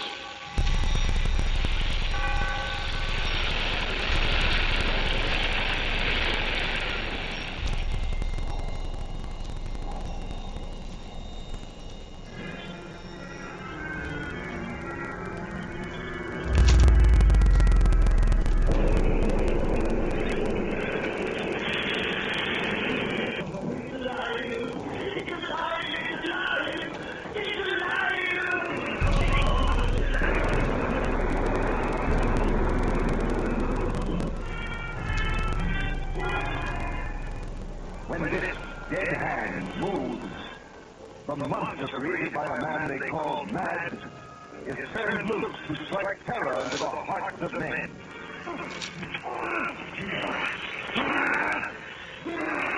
To shock women into uncontrolled hysteria.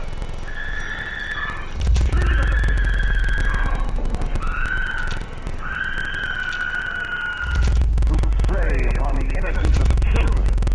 This is the story you heard about, talked about. The spine-tingling, blood-chilling story that summons your emotions. Frankenstein.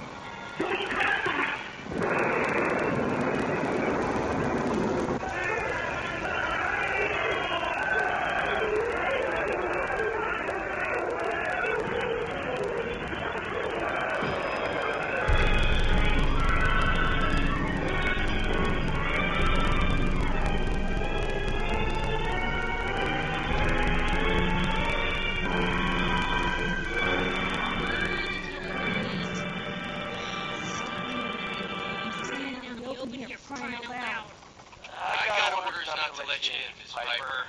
Sorry. I'm just doing my job. Ooh, just doing your job. Protecting Diamond City means keeping me out, is that it? Oh, look at this scary reporter. I'm sorry. But Mayor McDonough's really steamed, Piper. Saying that article we wrote all lies. The whole city's in a tizzy. You go open this gate right now, Danny Sullivan. I live here. You can't just lock me out.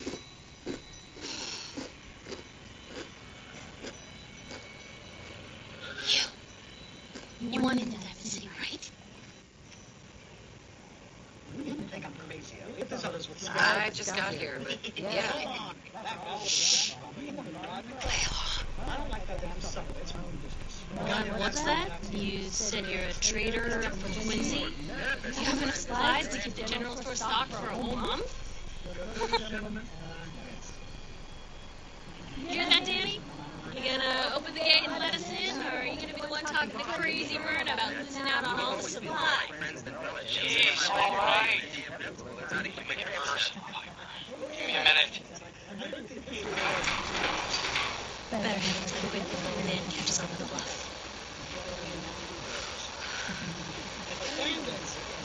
I don't want to talk about it. Not yet, anyhow. But you'll be the first to read the novel. Sounds good. Let's go. Great day in Diamond City.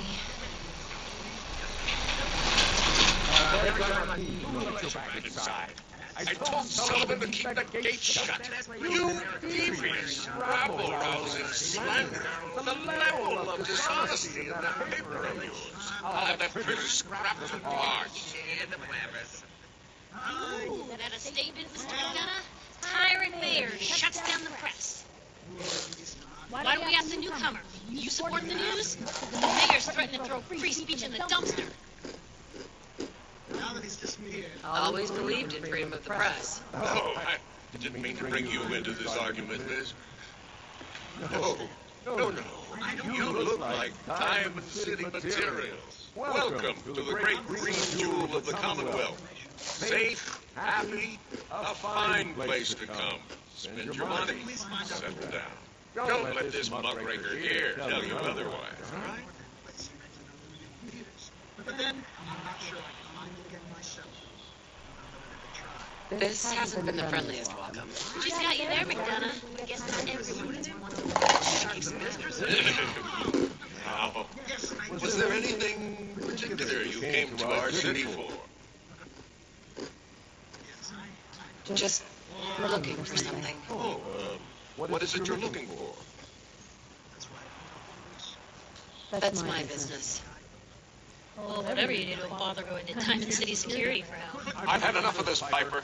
From now on, consider you and that little sister of yours Hi, our David. new Sorry, business. comments. My health's doing pretty much the same. I haven't had the heart issues. The antibiotics are making me nauseous, though. Oh, go on.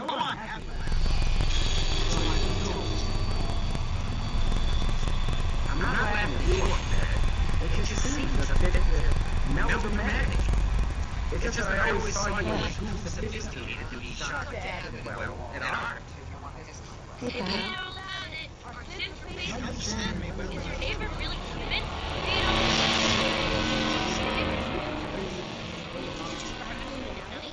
God, what a brat. Thanks, I guess. I'm serious. The Institute takes me. You should read up if you're sticking around. Boston's never had a greater painter than Richard The Institute? Institute, lady? They snatch people up in the night and no one hears from them again. It's all in the paper. Better read up before they grab you, too. I believe you. Thanks. You're a real lost lamb in the wolf's den, lady. So what are you doing in Diamond City, anyway? A portrait of Saint Yeah. himself. But only a great painter can make such a thing really scare a ranger. I came here looking for someone. Well, let me guess. That's It's someone missing, Fallout right? 4. That's what I'm telling you. I'm trying out So the who Grim is it? Horror mod. Sadly, that mod's not compatible with Whispering Hills, so The color contrasts, the lighting to stir the dormant senses. it's interesting playing it without Whispering Hills, though, because I think for the past several years, every time I play Fallout 4, it's with That mod. I want to talk to you about finding a missing person. You're in bad luck. No one tries to find missing people in Diamond City. Missing people means the Institute is involved.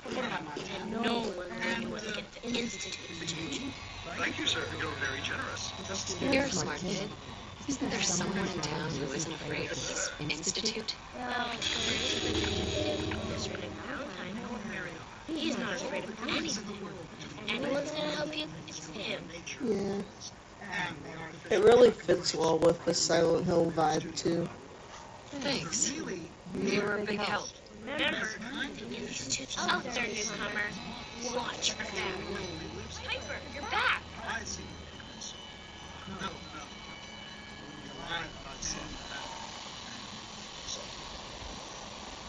Hey, kiddo.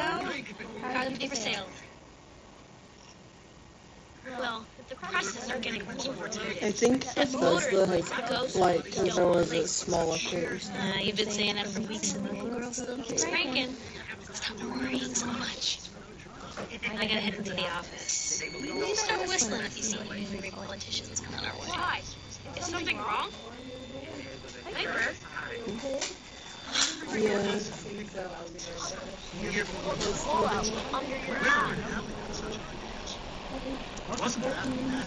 I went What a young fool I was then. Every artist and every medium must hear that line 100 times a year. Well, it's hardly because of that laugh that we dropped. He'd taken up a comparative thought and was full of pompous nonsense about royal military significance. Yeah. Right now it's at about a 7.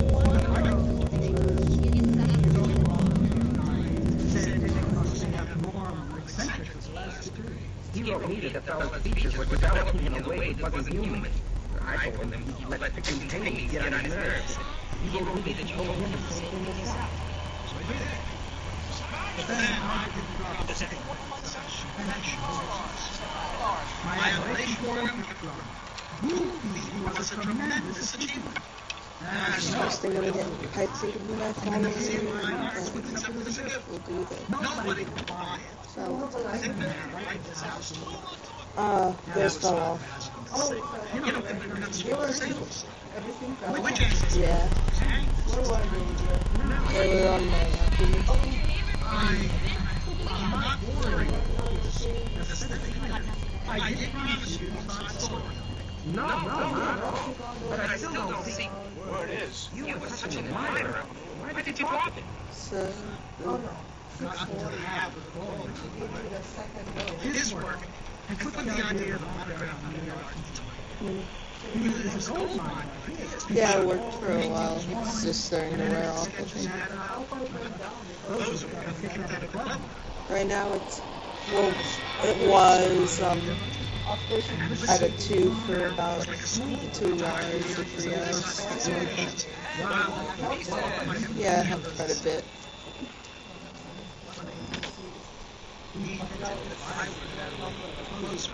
At a 7.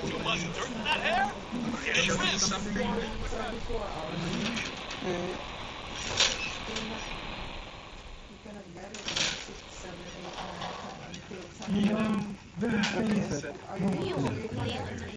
Yeah. It can't be conceived. Back Bay isn't Boston. It isn't anything yet.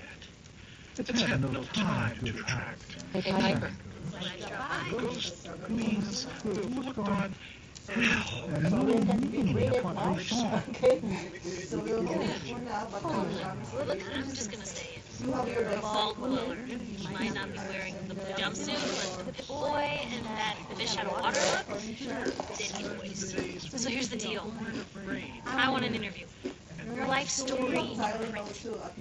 These time down the city had a little outside perspective of the Commonwealth. You do that, and I'll tell you what, I'll come with you. Watch your back while you get used to the world above ground. You call the sale of witchcraft a delusion. But my great-grandmother 4 times removed. All right, Piper. Told you. I'm in. Good. They hanged her. Let's get down to business. So, I know you're from a vault. How would you describe your television? Just brought in the night. So the others will follow. Do you need more water? No, I have plenty of water.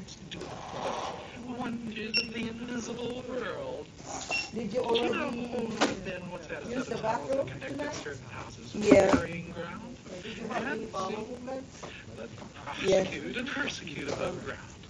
There were places below where boys Moderate bleeding, not tons of bleeding, not...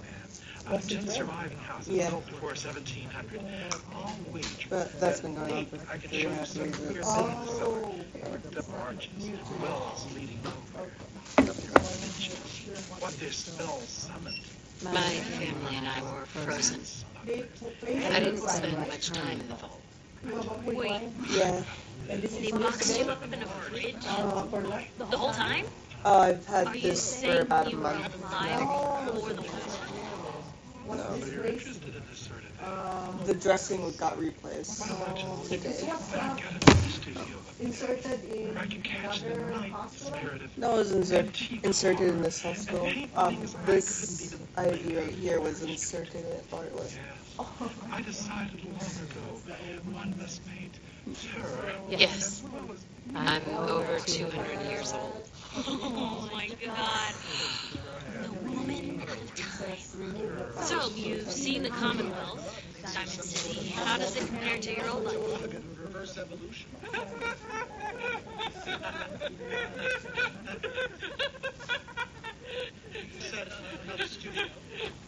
I've been having too much fun blowing things up to think about it. Gonna make my job hard for me, huh? Alright, if that's the quote. That's the quote. Now, the big question. Why come to Diamond City? You're looking for someone, are you? Who is it? Yeah. My baby, Sean, was kidnapped. He's not even a year old. A parent after the missing child. As heartbreaking today as it ever was. Tell me, do you suspect the Institute's involved?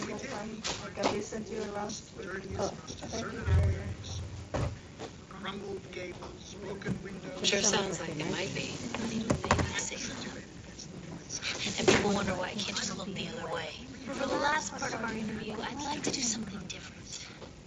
I want you to make a statement to Diamond City directly. The threat of kidnapping is all but ignored in the Commonwealth. Everyone wants to pretend it just doesn't happen. What would you say to someone out there who's lost a loved one but might be too scared or too numb to the world to look for them?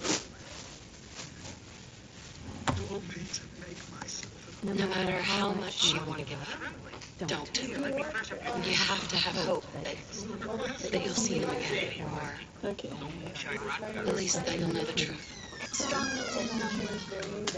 Thanks. That's everything. It's gonna take some time to put this all together, but I think your story is gonna give Diamond City plenty to talk about. Anyway, I agreed to come with you, right? Watch your back. Just say the word when you're ready. I can't wait to see where the story goes next.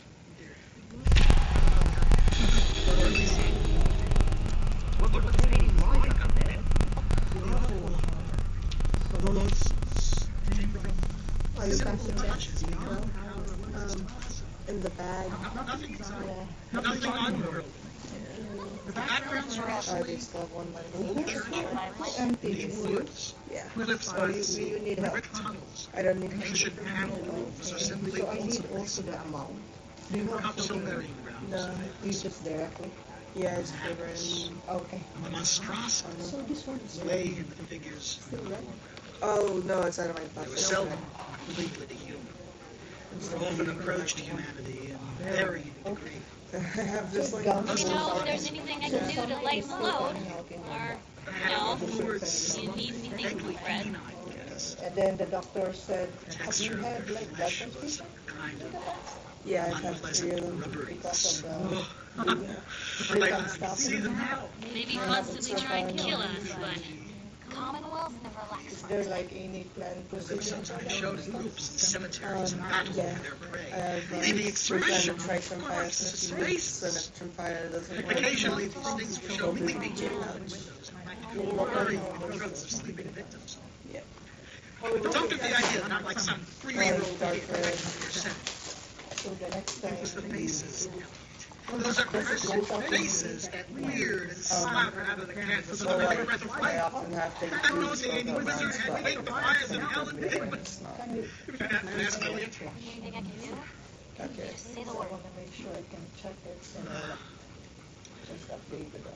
I began to see the hideous relationship of the human He was establishing a degradation of morbidity between the frankly non-human and the degradedly human. The sardonic. Success until someone threatened their life. All things were developed from I'm very They have to directly There was one piece called, that you forgot your card. Yeah. can you fancy a squatting circle Yeah. like I didn't. That's how we go. Like, get someone to grab my card from my house. human child. So from the hospital, you came over, right? Nothing stays hidden forever. Some exchange their young Not by my say. Do you know if there's anything I can do to lighten the load? sitting No. while the father read from scripture.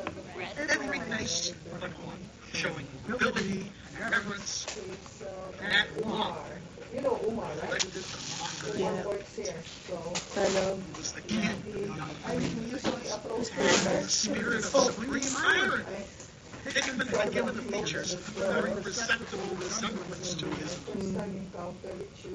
Never thought a reporter could consider themselves Yeah, I think pretty success much until someone like most people on this floor know me pretty well at this I'm point. very successful. Because of just how many times I've been to the hospital here now. In the past couple months. Spent more time in this hospital than I did in my house in these past few months. just about I don't know even at this point. you don't know that how many days already. which turned colonial I kind of lost track. next room for surreal screen. But you've been admitted This to chamber this, brought horror right into our own daily life. God, how that hand could paint. Most folks It are was a just in their study hand. so in which vile things clamored from the royals to the street subway station and were attacking the proud of people. no plans yet, right? Maybe constantly trying to kill us, but Yeah, no official ones. We're thinking on Monday. Grinning as they waited for their first victims, which is so disgusting. I was here last weekend too. you just say the word. I hope you'll be We had like armies of living monsters squeezing themselves through burrows that were honeycombed the ground. Yeah, my mom and It my was a brother. and an unknown. There were scars and beasts Yeah, I prowling called around, held my close to mom the today. Stays hidden forever. He was pointing to a certain passage, and every face was so distorted with epileptic reverb. Never thought a reporter could consider themselves a success until someone. take care all the time and then let me know if I'm very successful. anything else I can give you. You're good? Actually, yeah, some diet ginger ale would be nice. Diet. I can see how that could be quite Regular diet. How are you reacting to Pickman after all this horror show? Yeah. Maybe constantly trying to kill us, but almost callous flex freaks. I can avoid calories, then that's nice. Such torture and degradation of brain and flesh. Hey, sorry. I was just talking to my doctor and stuff. I'm still here, still Was playing. the Yeah. archivist. We saw the demons themselves. Yeah. Yes. Pickman got none of his power from These things taste so Bizarre. Nothing exaggerated. Details were also painful. And the faces. Yes, please. Pandemonium itself. The man was not a fantasist at all. He boldly and sardonically reflected some stable, mechanistic, and well-established horror world which he saw below. Here's the restroom. About twice. One bloody film and they haven't emptied this yet, but we'll probably empty it in a minute. Thank you. Hopefully I won't have to empty it at the same time. What about his studio itself? When we reached the bottom of the damp staircase, he shined his flashlight into a large open space. Evidently, a great wet curve. Must have been Like, at least, like, if anyone tries to make a lol cow of me, it's like, who the fuck cares? I already don't care if people know that I shit blood, so, you know. I use this camera here for backup. Millions party my outfit around town. This view and that view. A photograph is good as the actual scene for sustained work. Here, let me show you this piece. My God, man, even half finished, it's nauseating. I'm glad you enjoy my streams, Dave. These are the songs. The culmination of a life's energies and, well, judge for yourself. It's like being in the Elsa's own picture gallery. Is this huge canvas the one? I don't know why I found that scream funny. I didn't know Earth could hold a dream like that. Elliot, it was a colossal, nameless blasphemy with glaring eyes. And its only claws held the thing that had been a man, gnawing at the head like a child nibbling a stick of candy. My God, the mold-caked body, the hooved feet, it glared and gnawed and glared. It would take a glimpse into the netherworld, a suspension of nature's laws to let a man paint a thing like that without a model. Tacked up to a vacant part of the canvas was a badly curled up photograph. I thought for a background which to paint. I reached out to uncurl and look at it, and suddenly he started as if he'd been shot. He had been listening with peculiar intensity ever since my screen set off unaccustomed echoes in the dark cellar. Now he seemed frightened. Shh. I accidentally started drinking a can of soda without opening. I was not successfully drinking. Stepped out into the main cell, gun in hand, shutting the door behind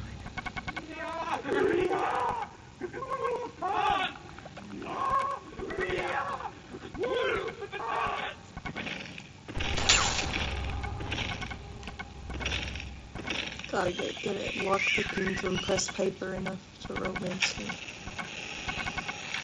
Damn rats. God knows why they deserve it. These tunnels touch the graveyards. And they must be running short. They limit it out. These old places. Oh, the draws things that are a positive asset. I really have to see her. Oh. The story playing right now is Frankenstein, by the way. Coffee here. Coffee.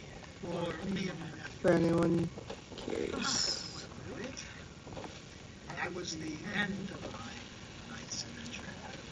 Well, he promised to show you his place. I guess he did. Did you get home all right?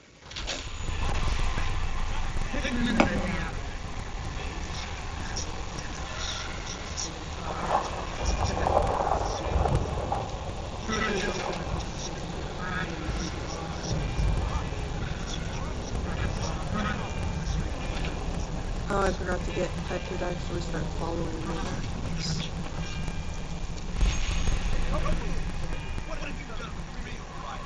I'll watch this. I'll turn off that. Don't shoot, for God's sake, for family! Put the gun down, now! He's a sin! He'll kill us all! I'll go! Okay, so. There are no sins in Diamond City, you hear me? Just you folks and your damn paranoia. Hey! You put the gun on me. My own brother.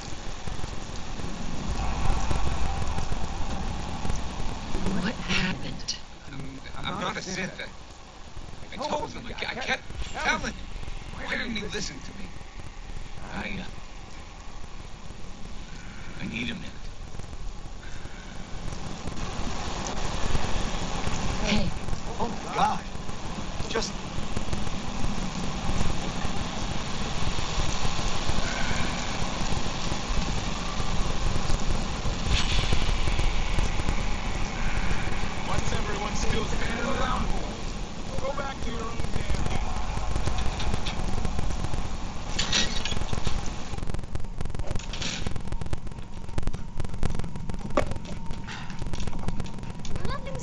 in forever. At least, not if I have my say. Piper. Heading my way? Sure, let's go. Will do. Oh, sorry, boy. Time for you to head home.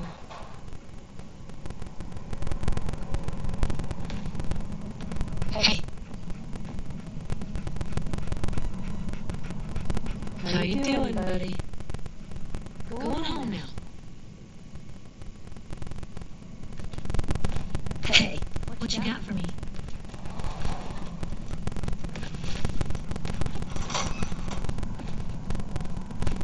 Hey. What can I do? What's up? Take a look.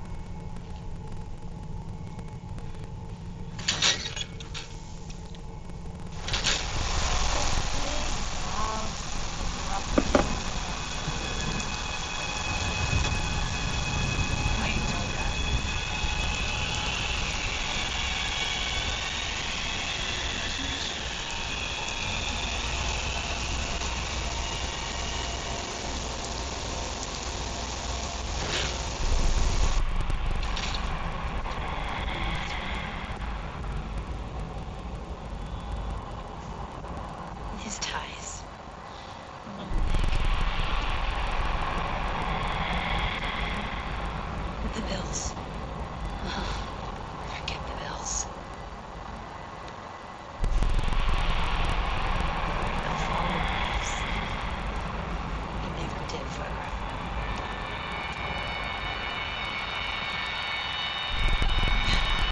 Detective secretary.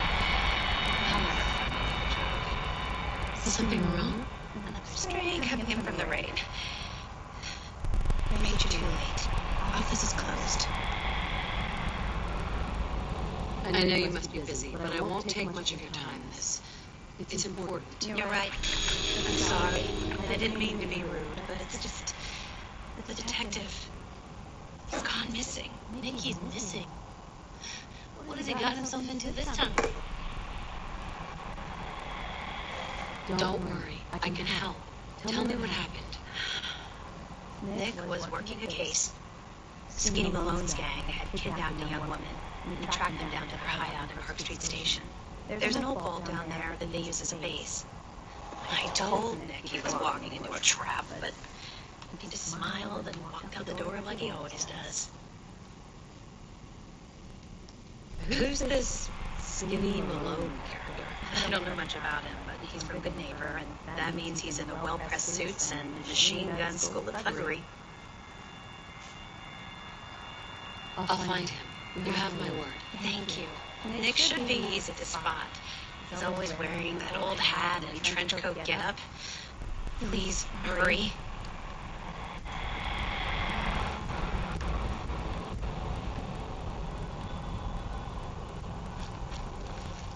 Heads up. Point the way. Sure, take a peek.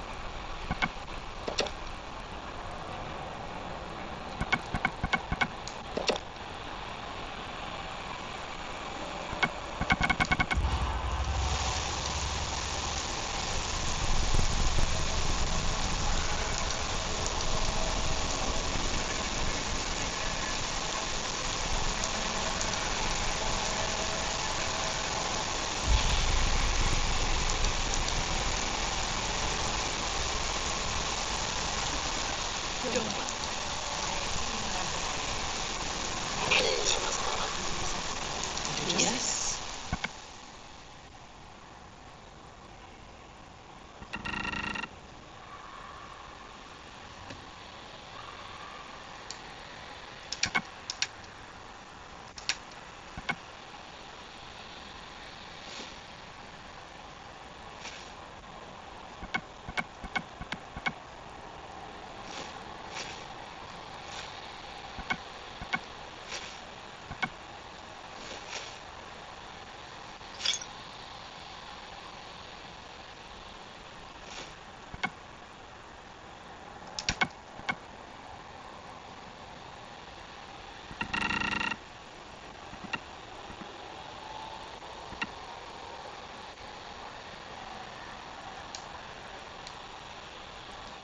It's all he understands.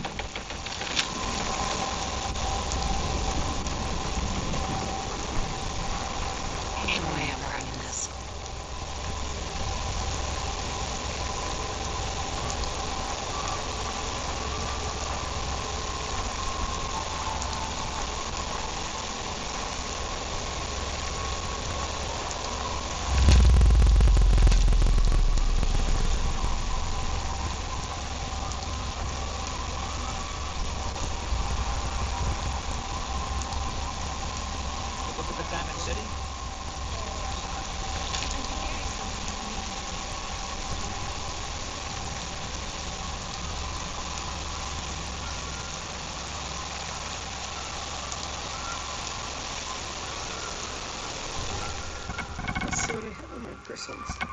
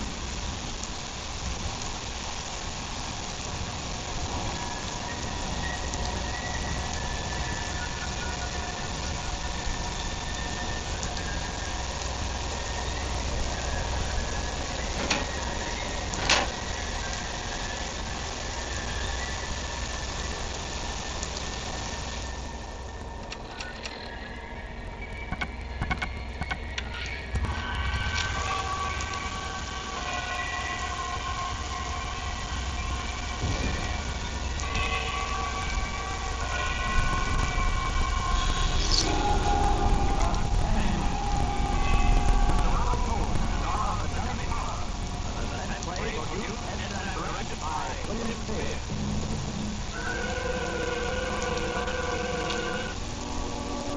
Coming in, Johnny Massachusetts. Coming in, Johnny. Good evening. This is Henry Arnold.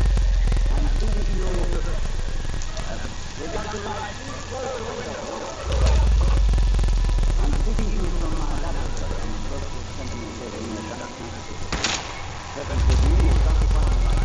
I'm the department of Madame University. We are now about 100 yards from the Pacific. Crowned by the table like stone, set in the center of the circle of the stone pillar. A place where the creatures are worshipped. A moment ago, you may have heard the doctor of the planet sound of the crack.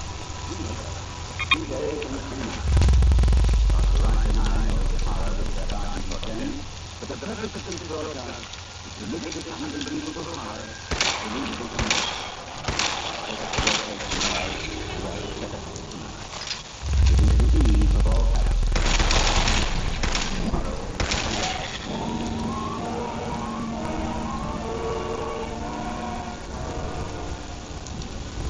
Our time tonight is very short, so God shortly those more recent events the usually may culminate at any moment in the climax and the strike of the whole country.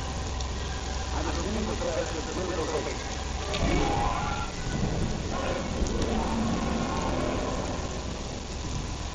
It was the night of February 2nd, 1921. Kansas. For dawn, when we lay awake, as they formed the albino woman about 35 years old. This birth is a dark, ghost-looking sun, and the sun of the wakeful dawn among the Pacific. No one attended her. No doctor, or midwife. No one except the very father, who was known as Richard Wayne. So Wilbur came into this world under heaven knows what incantation, what belief, what power. A week later, Wilbur drove his sleigh to Dunnet Village and reported the event to a group of loungers in Osborne's general store. No, it's Doc, his father. Doc, you never spoke of who his father might be now. Oh, no, his father, and the time comes. The many friends see the things the most do and talk about. Only the husband is good to find beside the river. You don't know you. Maybe I know the son of India. It would not know better good for the man of the minute. Why do you know when we did? When was that? When you knew here, boy. When you were a let's make it something. Then put there piles of the men. All the men. On top of the nose.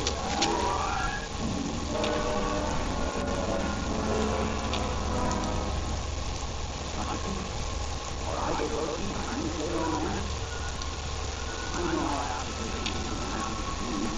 But the revival of the nation set out to try out the power. The possible boundaries of power, respect for our new earth. Yet it has never. As a true religion, you will be able to do it. We will go to the growth of the even in the average time, he would have become in time an unnatural being, but he was surrounded from the birth by the name of Malan and India. So there was grandfather, old awake, Woodridge awake, who in Halloween time Sentinel Hill was a great set of stones, and followed the hill took holding a great book over and down, and screaming to the wind.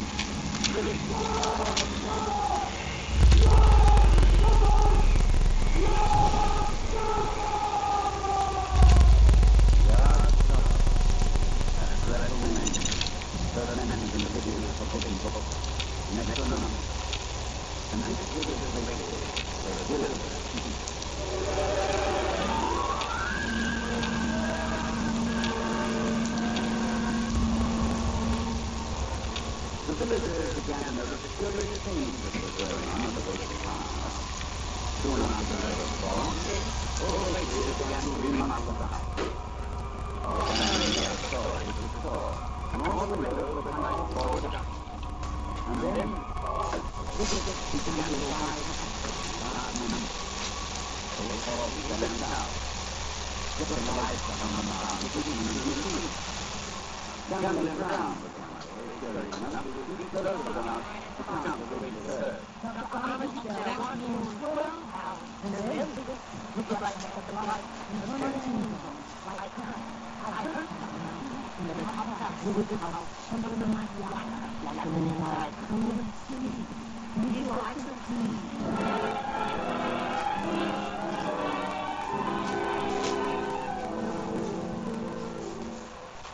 One other person went to the big farm and years for I met it feels like they're next to pictures, kind of. who was called by the himself, because his grandfather was dying. Very much On the ground floor, and we will go with him. While outside the window, the legion of Whitmore cried out. We were the top of the town.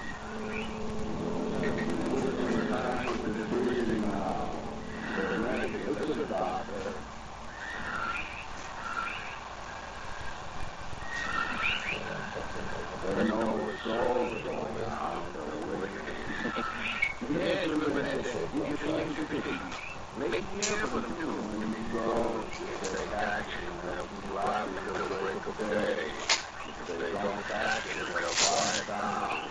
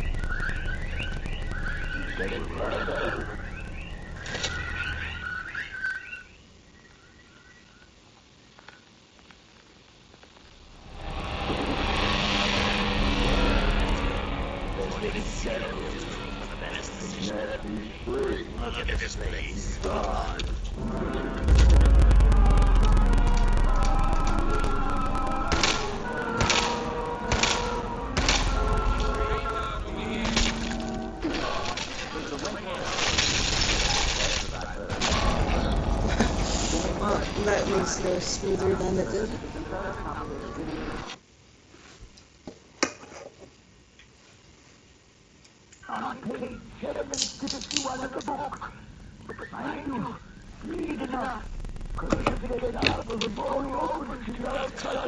Joining Skinny Bones was the best decision we've ever made. Look at this place. I still say no. What does he do? Locks him up. He ain't got the ball.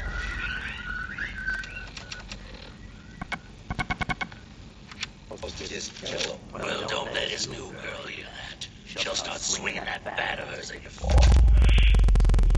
Face left.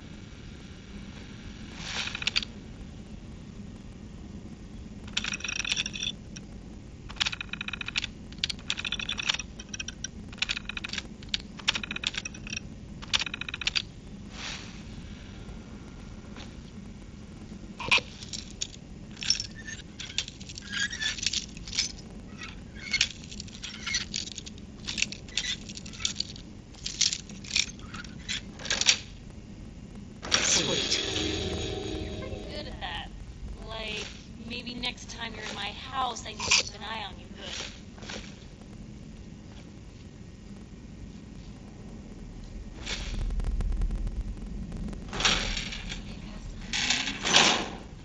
Well, if anyone could figure out a good use for it.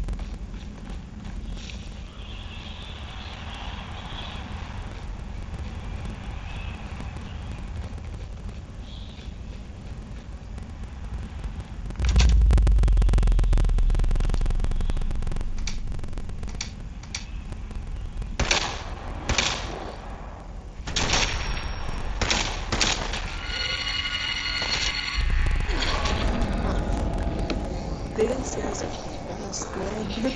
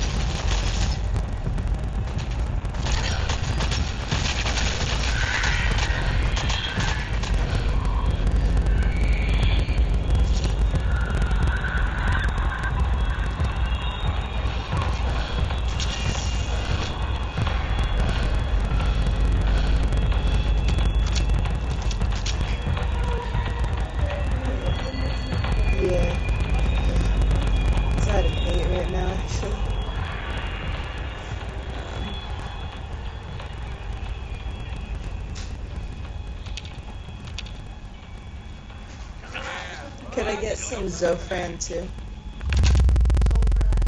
Yeah.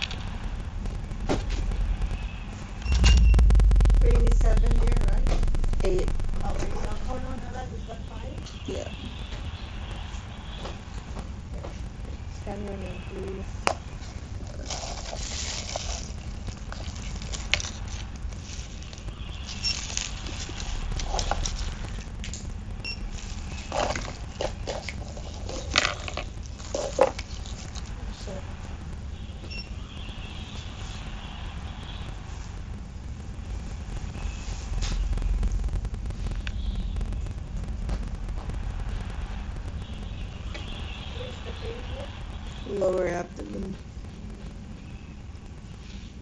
Left or right? Both. Middle to lower abdomen more.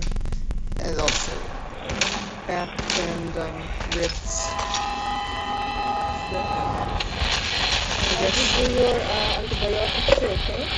And also mention anything. Everything.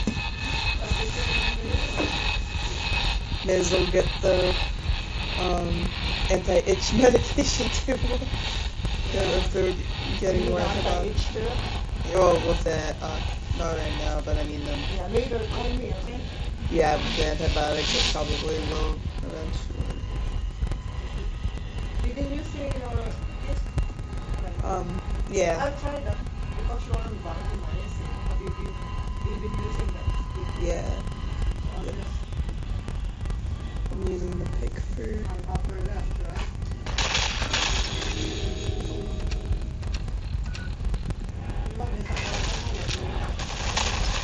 yeah.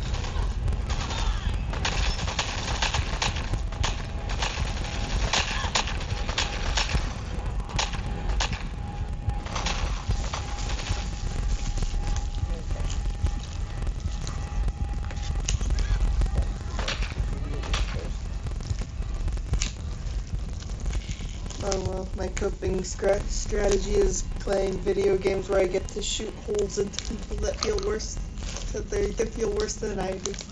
Yeah.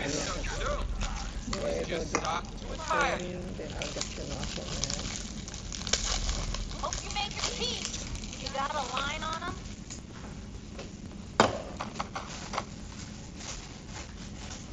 Bust your tail, rat.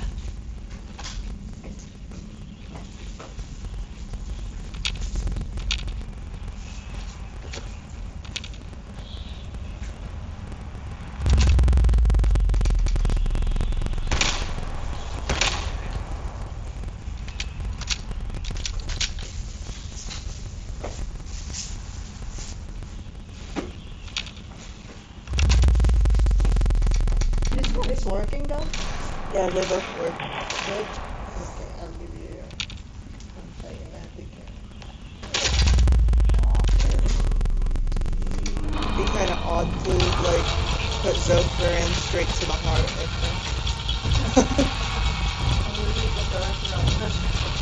Were you an American? Are you a student? Yeah, I can't really work or anything. I'm actually a straight away nurse, and so like, occasionally I get donations, and I also make art and sell that on. So I got like this phone case and stuff. Yeah. Yeah, I sell things like that. That backpack over there too. So just keep, Thanks. and you can draw. Yeah. Like that. Two of my nieces are doing architecture too.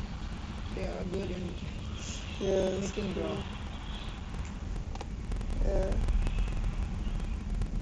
Basically, you know, you're starting to get there as an artist if you can draw realistically, but you like style better, and so it's like you know how everything works and how you would draw it if you wanted to make it realistic, but you're like, but I like it, making it interesting. So more didn't than- you see your antibiotic on that arm? Yeah. And it's not new, right? They've been using that for a while. So I'll just use this because this antibiotic is really very bad to veins when it gets off. So I better use antibiotic. Probably part of why they want the pick one. And you're gonna go home with that probably. Yeah. Antibiotic.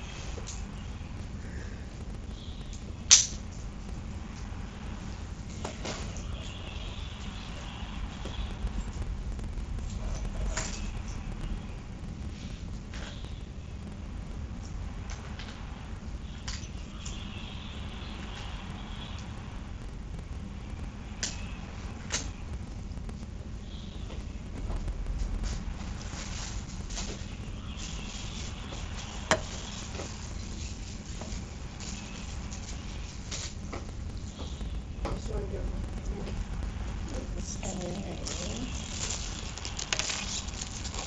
Uy. There it is.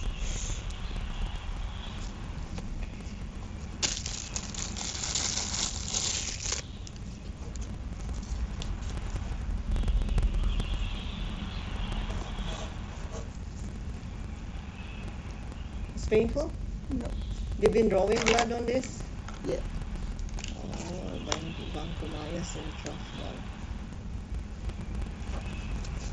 We're gonna put some green tubes because we need to keep that because it's a central line. So do you want me to bring the anti-itch with the Tylenol later? Yeah. Just put it together with the Tylenol. And go with the powder. If the Rescutus will be available, then You need probably. also the rescue. Probably will, yeah.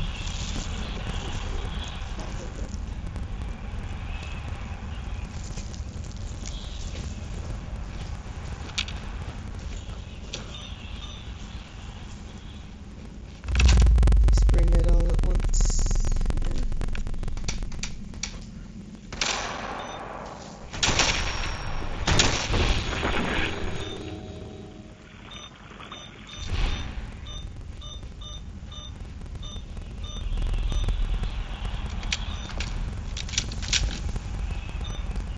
This will run for an hour. Yeah. Knocking on wood that it doesn't start beeping a bunch. Because sometimes they've been like really kind of random.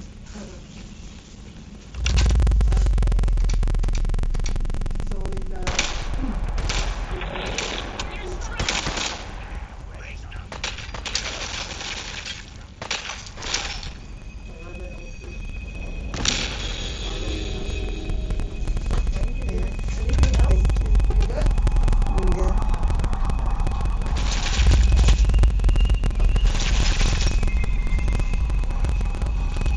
Thanks.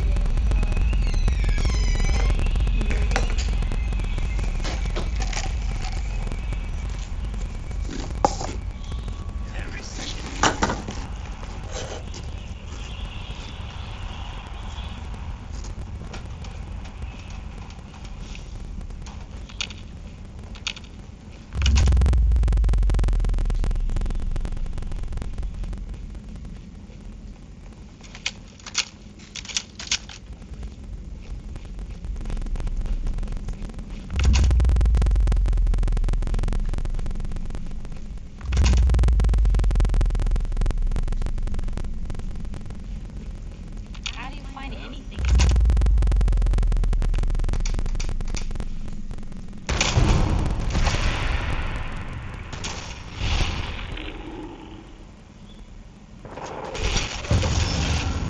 And that only did, like, that did next to no damage. Mm.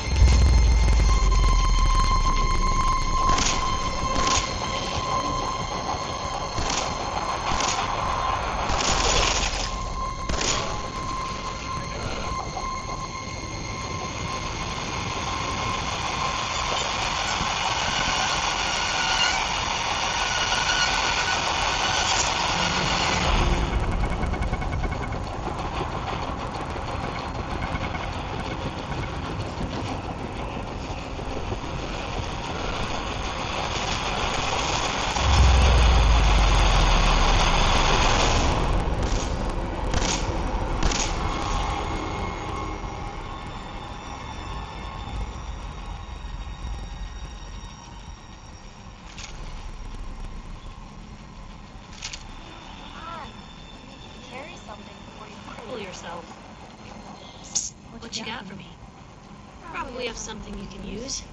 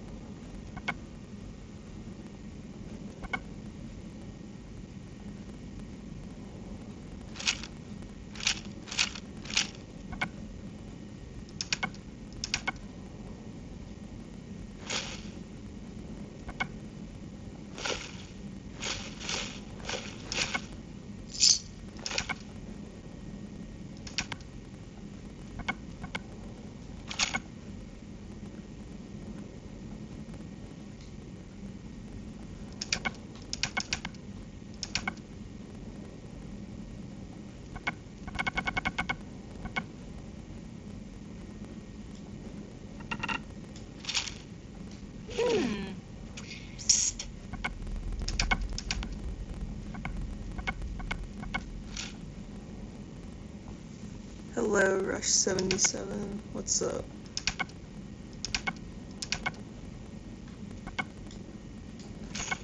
What's that for?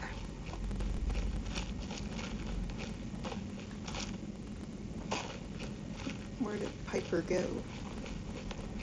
I looked at her for a second and then she vanished. There she is. Hey, help yourself.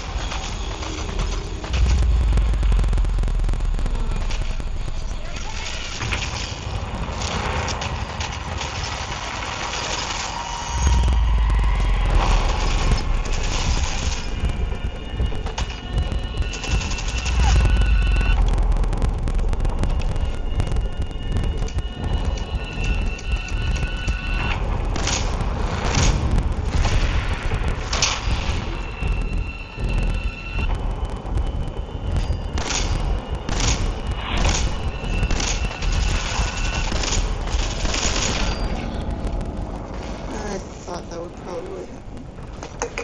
Usually takes a few tries each fight.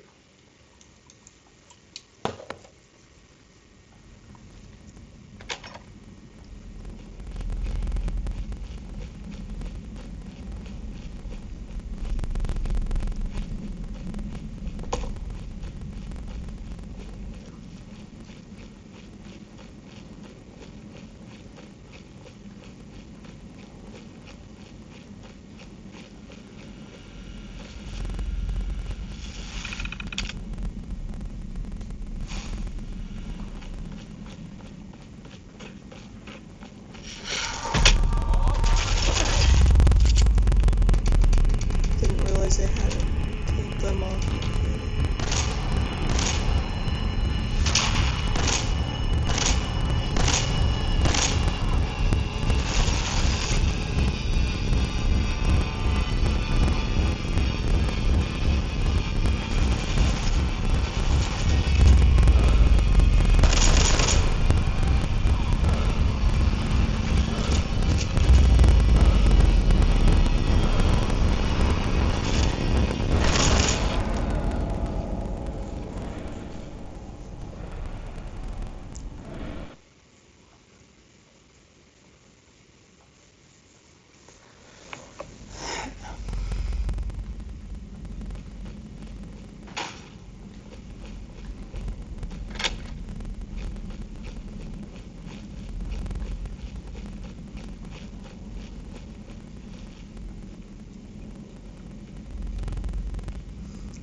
Yeah, it is pretty difficult.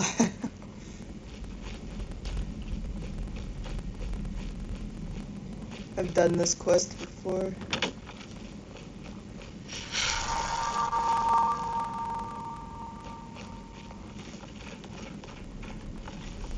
It's a fun quest, but a difficult one nonetheless. What was that?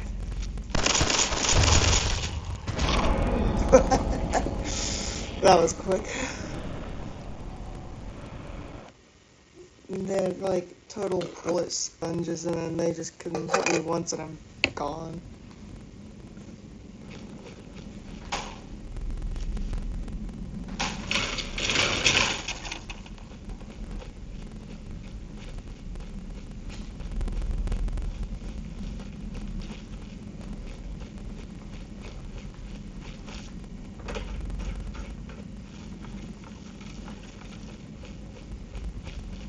But then if I take the gun off their body and use that, those guns are actually weaker than this one.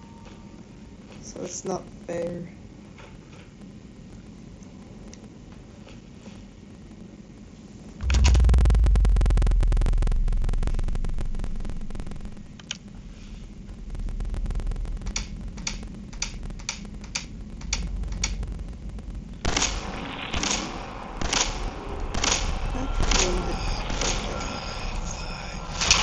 But yeah, better accuracy and stuff.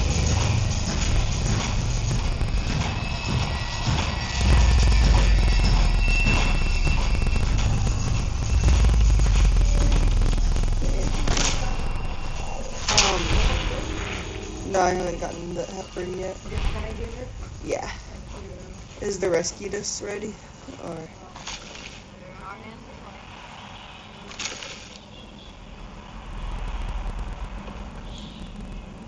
that was a successful one.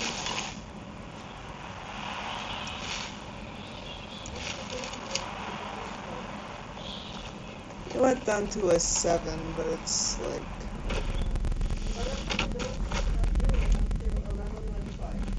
okay, so 13 more minutes. Alright.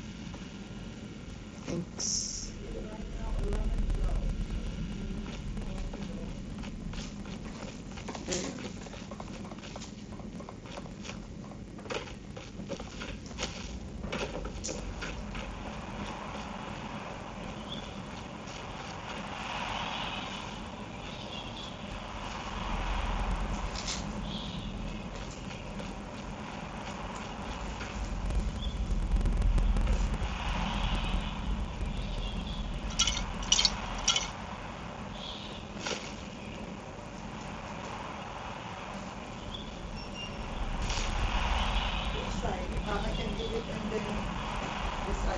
Oh, I hate you.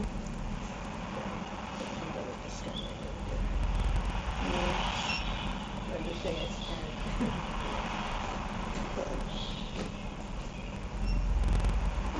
Yeah, I have a.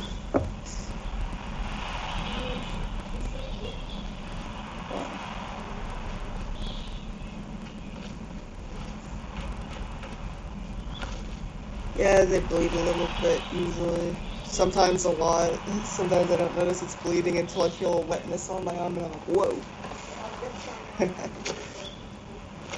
Alright.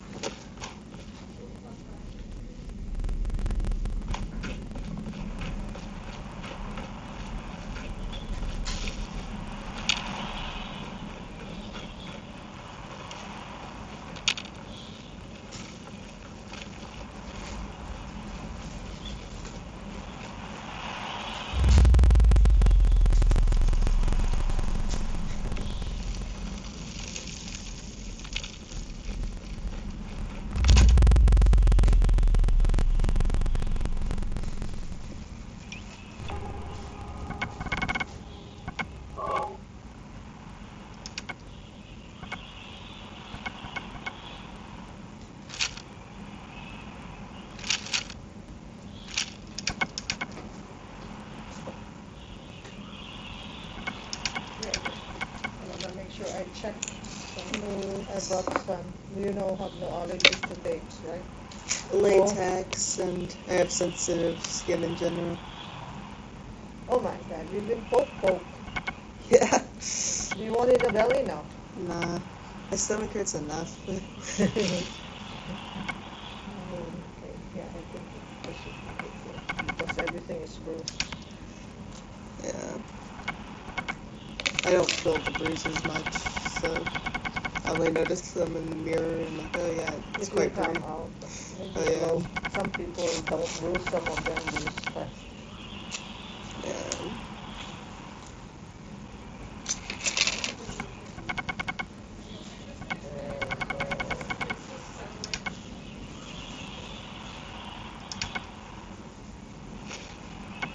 These are all from the bruise, huh? From the poke.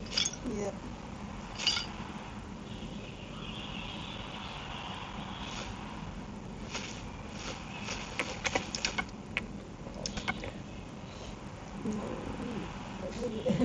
You know, I because I also let's make sure that I want to lay down that side.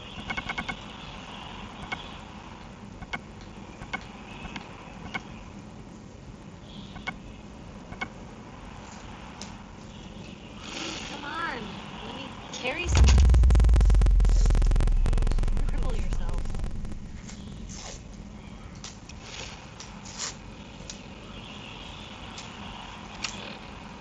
Thank you.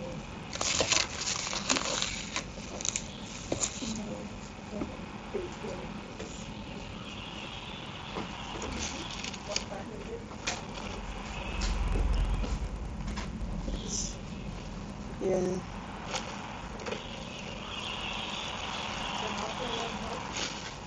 Definitely.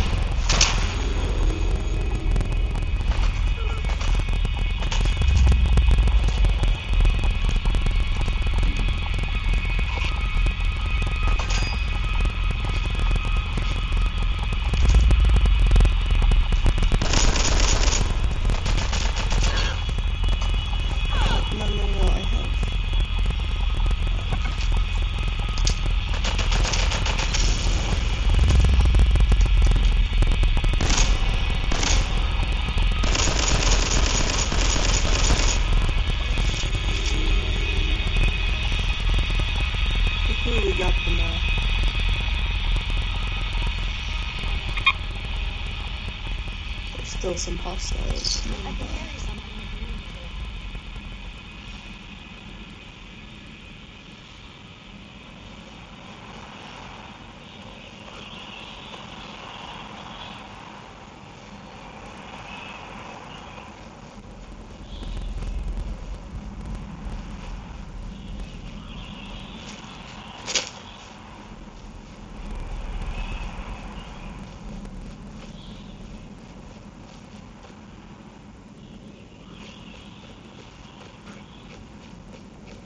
Maybe I could tell that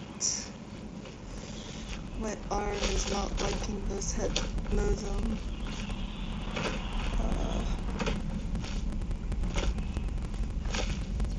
And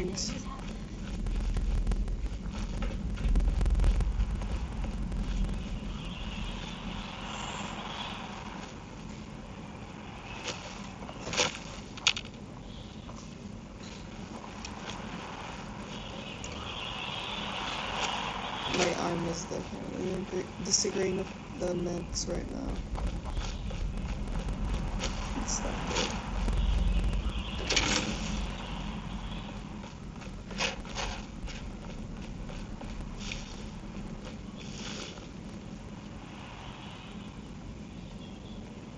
Let's see what this goes to.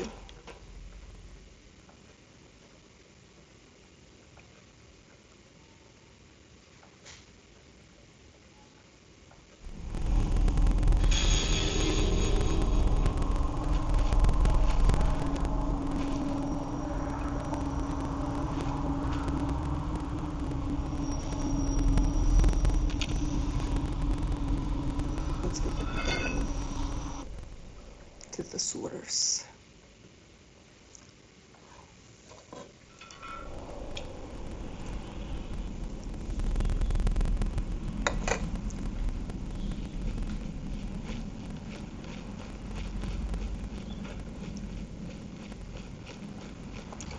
Damn, I wish my stomach didn't hurt all the time.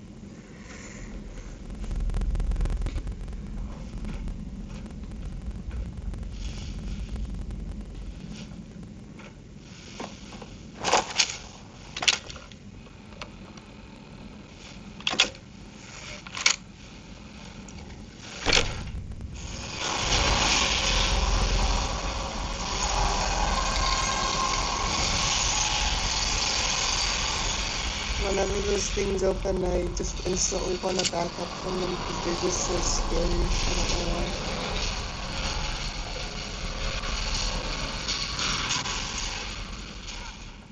Damn, I hate it when they open the door.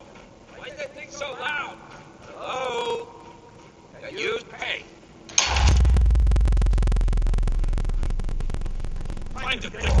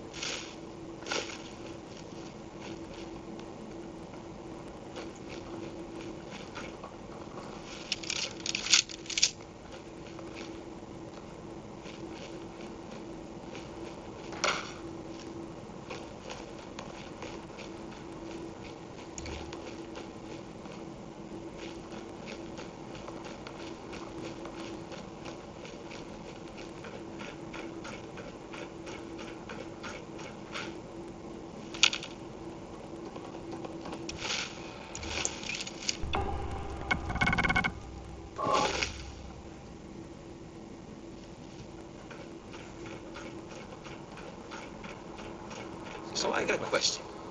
Why the hell would anyone build a vault out of a subway station? This place is like the opposite of airtight. Because they weren't planning to use it, you moron. We used to pull this kind of con all the time back before the war. Get a bunch of union boys to work some construction job that would go nowhere. Keep everyone on payroll.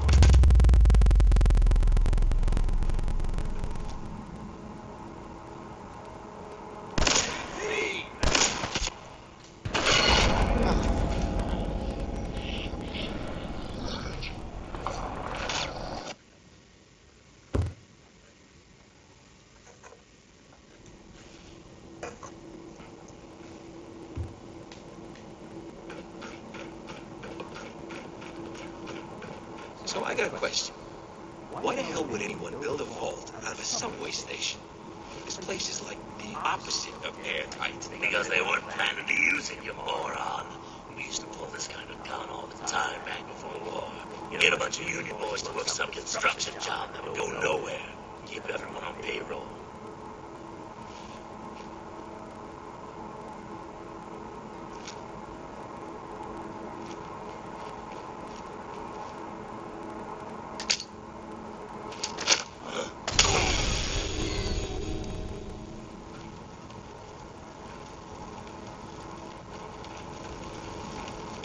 Yeah, that was a better option.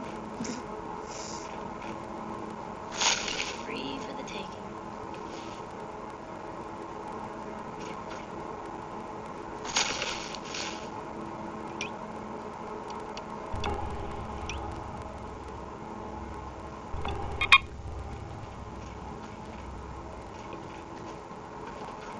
A lot of hostiles on the third bus or something.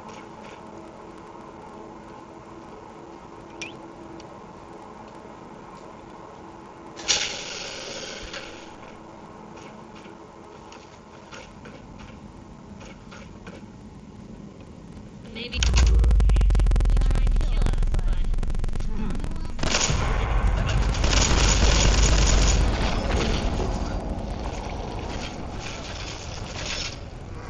but I've gotta run to the bathroom and I'll be back.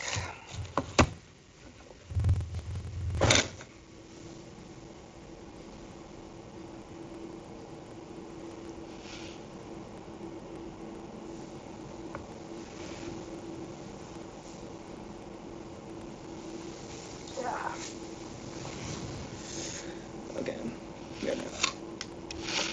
Hope you guys enjoy it. Horror stories while I'm on this way. How about that?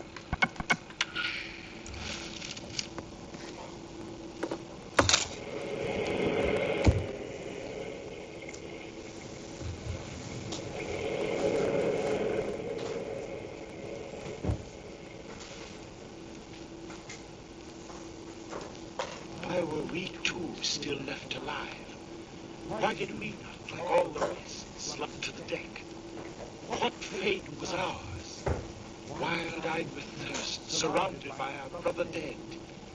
What destiny was ours? With swollen tongues and crazy dreams, up and down the decks we crawled. I could see in the carpenter's eyes his burning hate of me. Day after day the ship stood still. No wind blew up, no whisper wind. Motionless as stone, we lay upon a lifeless sea, in which all sort of crawling things did live, far happier than me, who did not hear the things I heard, nor dream the things I did.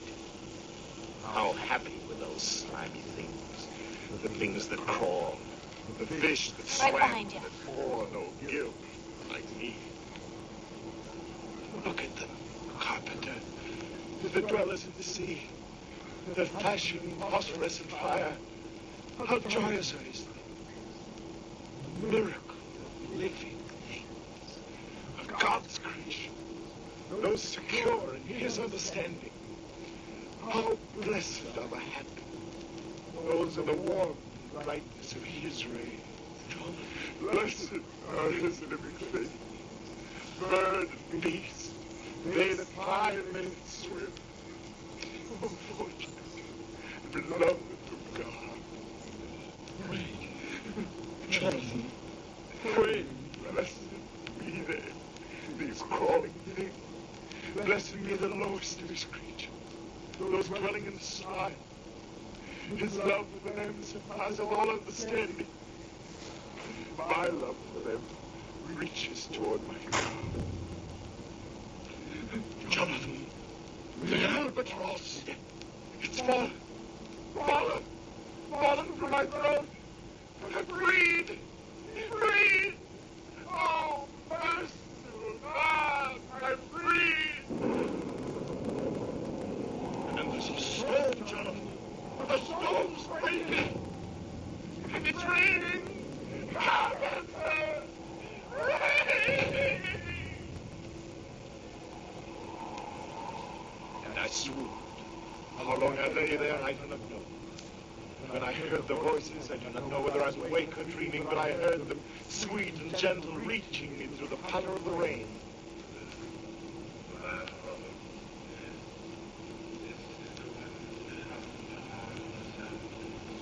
He shut the work of him who makes all things grow.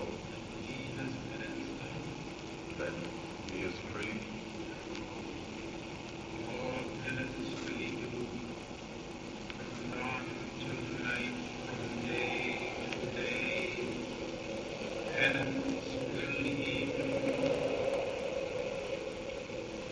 And I awoke, my body wet with rain, and lo, the sails were filled with breeze and wind, and swift and sure the ship raced on. I saw the carpenter standing there. I did not notice what he saw. I only blessed the rain and wind. What is it, carpenter? He's staring. Something wrong? Listen. Carpenter! Bell. The ship's bell. Who's ringing it, carpenter? Who's ringing it? The dead, Jonathan. The dead are ringing the bell.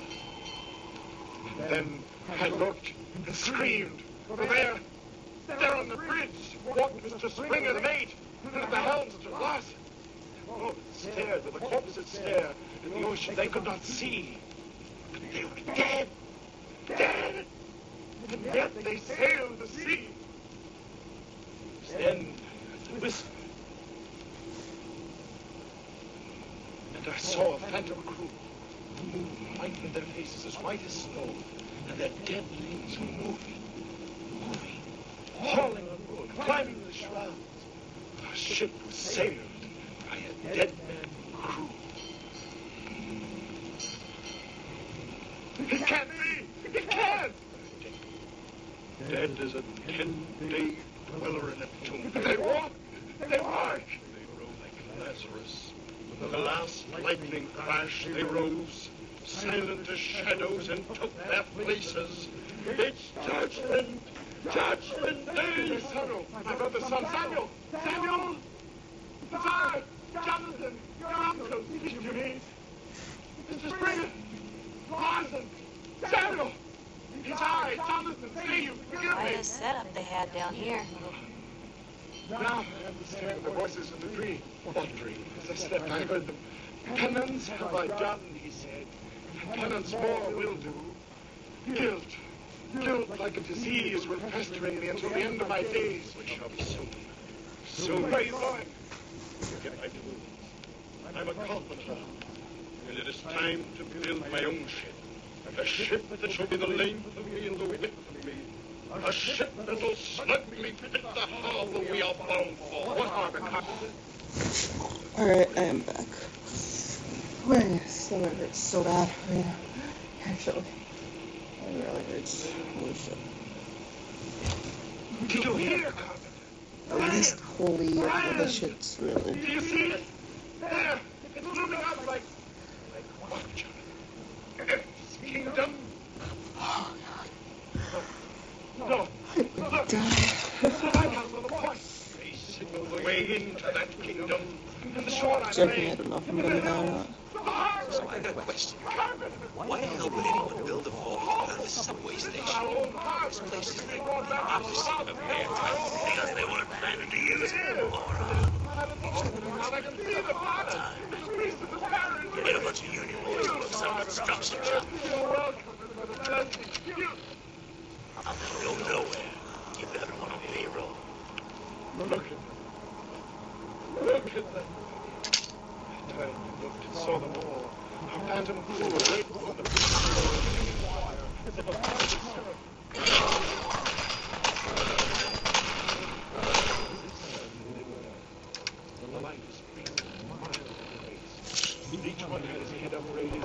praises God.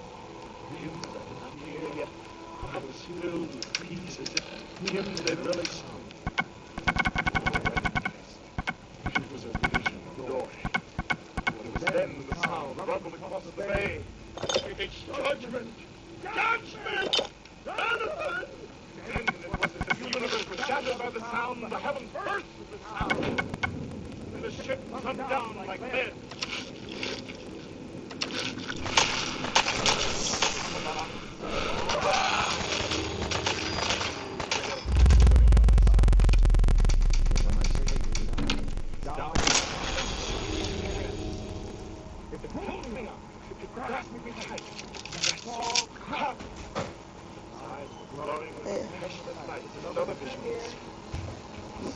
I'm off the toilet. The moment he held me in his arms, he spoke. Oh. His voice was deep and strong. This is what I was saved for, John. Now I know. I have already drowned. But I am sent back to give you back to the living world. To tell your tale to living men. For God loves all things, great and small. He loves both man and bird and beast. It does take an hour to peak, but I can tell it's already just gonna hurt. Even after it peaks, if that makes sense. His face glowed. When we reached the boat, he lifted me and pushed me. Oh, by the way, I had a... I saw the pilots go white. Yeah. The Reverend seized his cross. And it was, the carpenter flung up his arms and cried. It wasn't much this time. Lord, it's done! It's done! I looked at there, though. Yeah. No, it is. But it's not filling up the toilet bowl. The bright red, which is...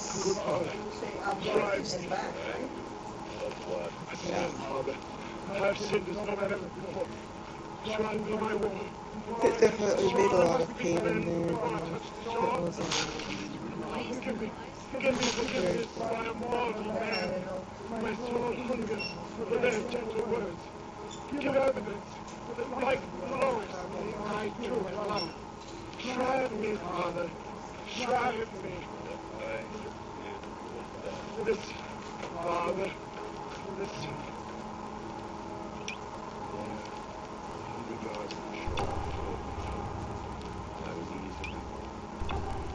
When I was small, the woman went blessed, and I wept to hear the gentle illness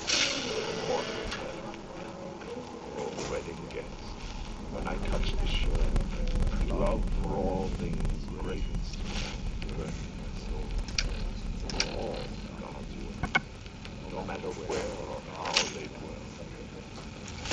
Now, I travel to the world, and this is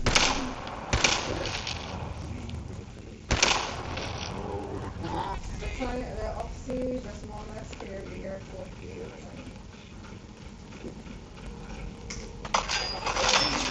wedding guest first.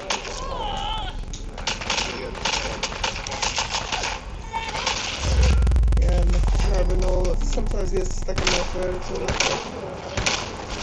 I'm not choked, but I just mean like it like kind of dissolves if I don't like instantly get it. It's vitamin C. So the smallest is the Oxy. Yeah. I hope you have a good night. But I'll bring that anti-itch when it's due, okay? Here is your file. Let me get the patient. Can I go and check the patient here, okay? Alright.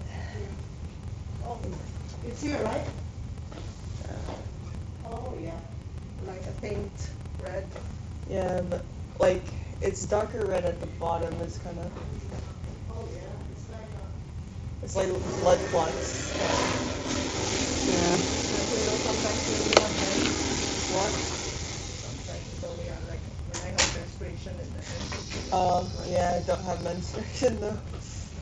It's, but it's. Take care, okay? I'll be back.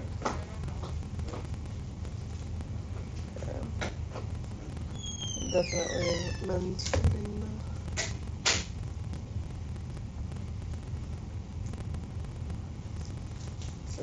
I thought I was menstruating once recently and I put a tampon in and then found out it was still just all out of my butthole. I'm like, oh dang.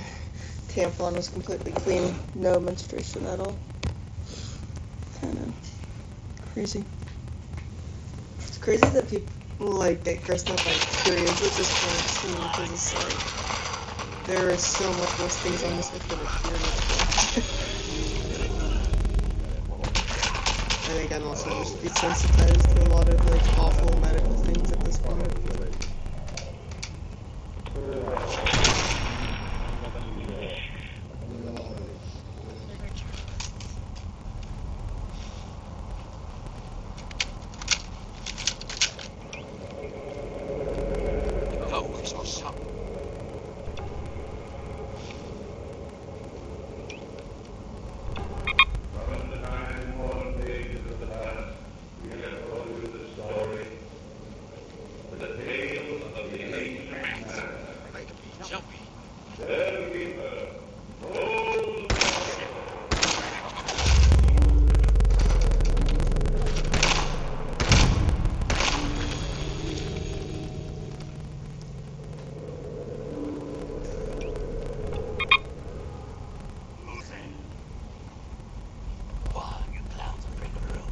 Trained people are needed to meet disasters.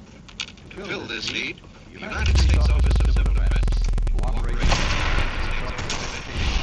systems, is offering a 12-hour course called Personal and Family Survival. The course includes the study of how to plan for and live in fallout shelters, what to do after a nuclear attack. Learn more about personal and family survival from the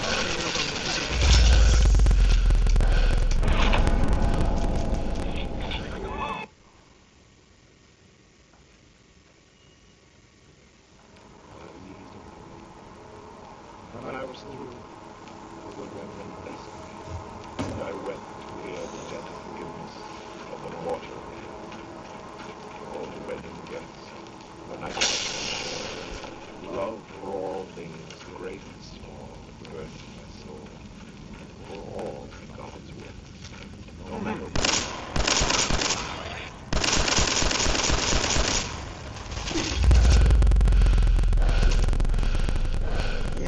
Again, this was a bad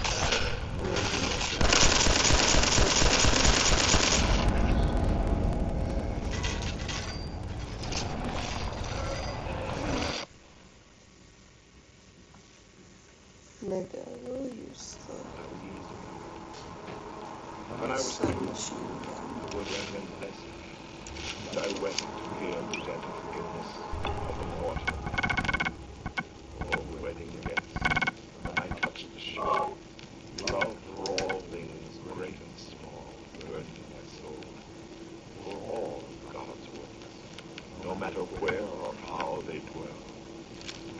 And now, I travel through the world, and this is my penance. When I see the face, I know the man must hear my tale. To him my tale I teach. I see the wedding guests burst from the hall. I hear them calling you. Farewell. Yet before I go, listen. This I've learned in the agony of my woe. He prayeth best who loveth best all things the Lord has made. Happiest and near to God is he who cherishes his word. Farewell. May God be at your side. Nicholas! Nicholas! They are calling. I hear. But let me walk farther away. For a while, let me walk at your side.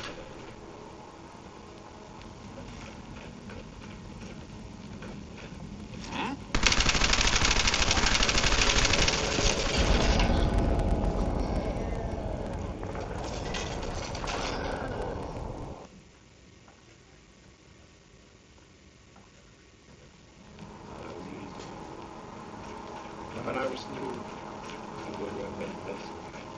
And I wept for the gentle forgiveness of a mortal man.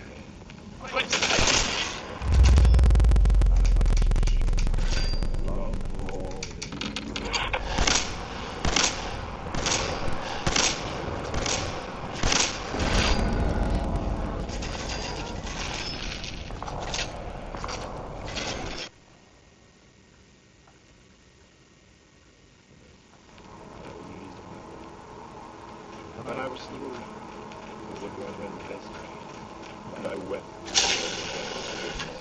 of a mortal man.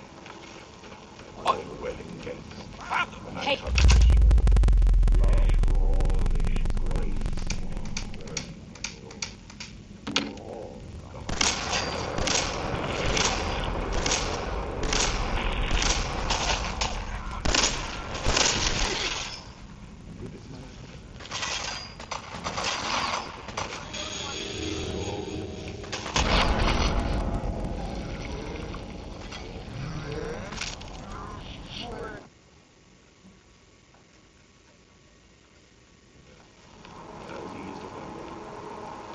When I was through, the woodworm blessed me, and I wept to hear the gentle forgiveness of a mortal man. All the wedding guests, when I touched the shore, love for all things great and small burned in my soul. For all God's works, no matter where or how they dwell. Now, I travel through the world, and this is my penance.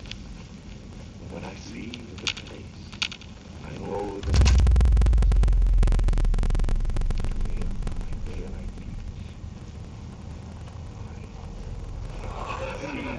wedding guests bursting in the hall. I hear the calling.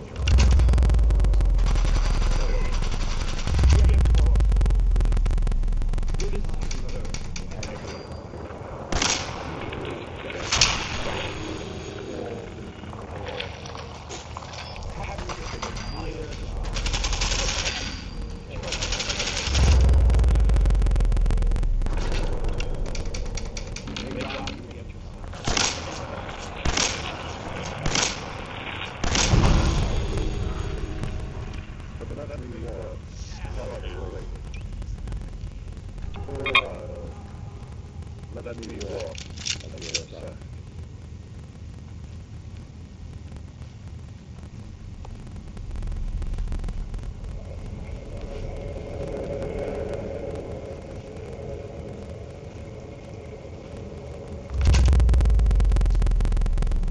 From the time worn the ages of the past, we have told you the story that the tale of the ancient Hannah.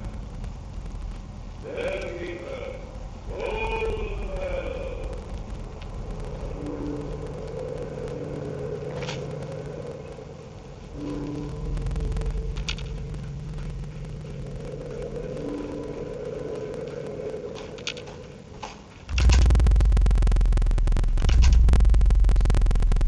Trained people are needed to meet disasters.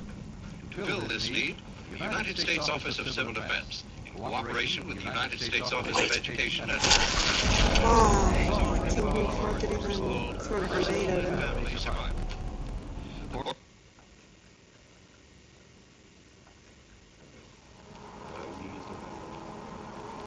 When I was through, the woodworm blessed me, and I wept of a mortal man. All the wedding guests, when I touched the shore, love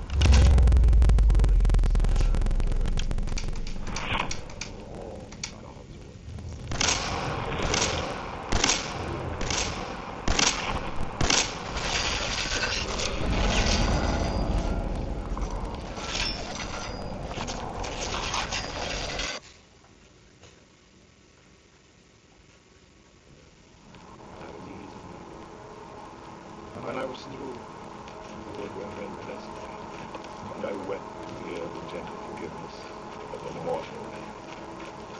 All the wedding guests, when I touched the shore, love for all things great and small burned in my soul. For all God's works, no matter where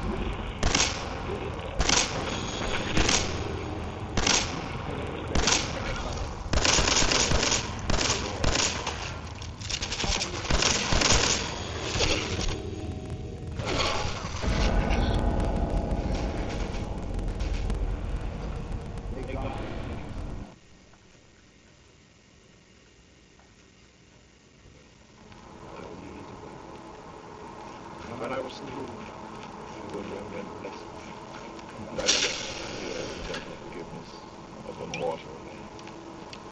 Oh, the wedding guests, when I touched the shore, love for all things great and small burned in my soul.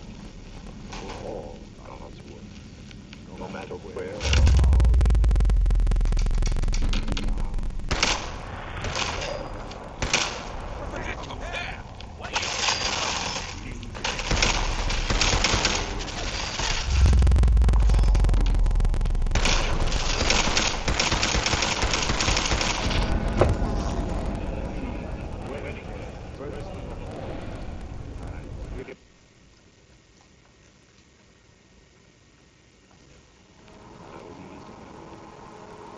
When I was through, the good Reverend blessed me, and I wept to hear the gentle forgiveness of a mortal man. Oh, the wedding guests, when I touched the shore, love for all things great and small burned in my soul. For all God's works, no matter where or how they dwell. And now, I travel through the world, and this is my penance. When I see the face, I know the man must hear my tale. To him, my daylight peace. It's like we're old excavators going to die. See, wedding guests, first of the hall. Farewell.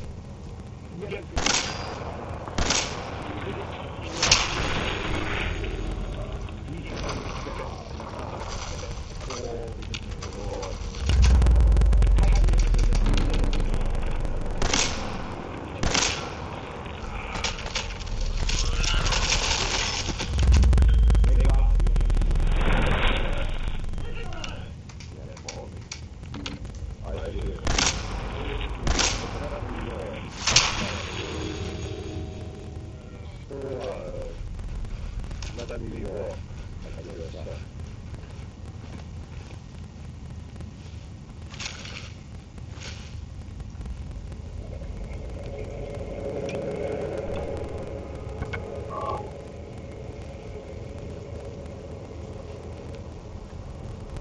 From the time born the ages of the past, we have told you the story, the tale of the ancient man.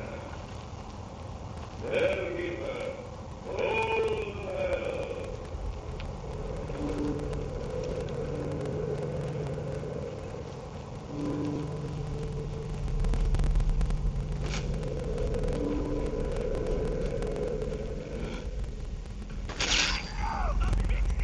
Hell. Company! Trained people are needed to meet disasters. United States Office of Civil Defense, cooperation with the United States Office of is offering an empowered course called Personal and Family Survival. Course I hear. But let me walk farther away with you. For a while, let me walk at your side.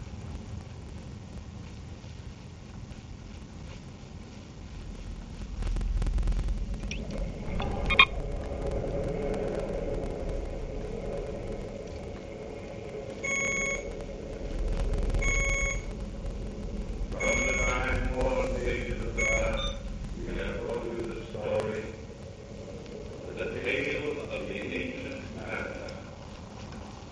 Their keeper, old Hell.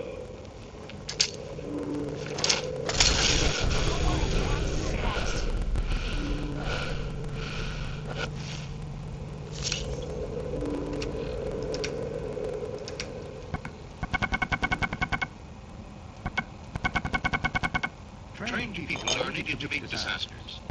To fill this need, the United States Office of Civil Defense, in cooperation with the United States Office of Education and Local School Systems, is offering a 12-hour course called Personal and Family Survival.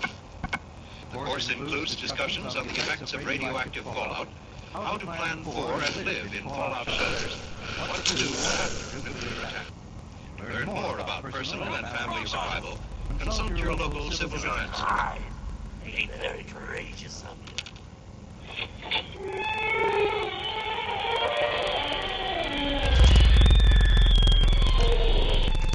Good evening, friends. This is your host to welcome you through the creaking door into the universe. Come in. Well, I had my music too on last night.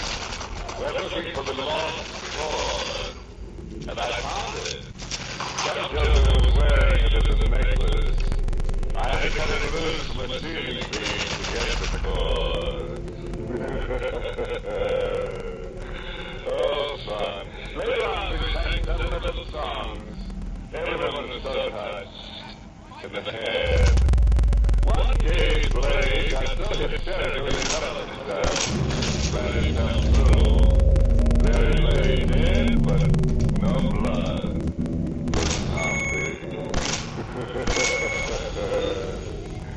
The party broke up when everybody broke down. Ah, yes. A little life of an evening can be deadly.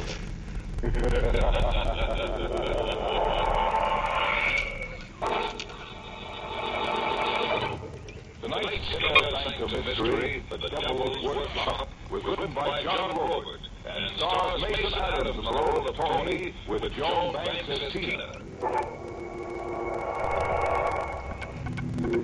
Tonight's story was specially devised to get you used to the coming winter chill. Just try to shrug it off, I dare you. Our hero is Tony Murillo, creator of The Devil's Workshop. A talented young man with a genius for evil. The Devil's Workshop. I created an unlimited. Living with me in every murder who ever run into it. Axemen, Appalachian killers, Bloody Mary, and the devil himself. We live in it, all of us. I'm flesh and blood, and they're wax. My...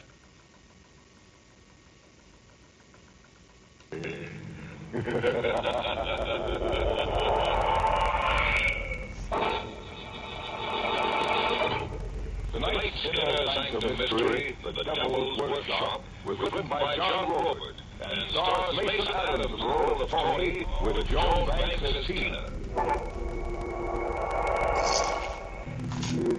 Tonight's story was specially devised to get you used to the coming winter chill. Just try to shrug it off, I dare you.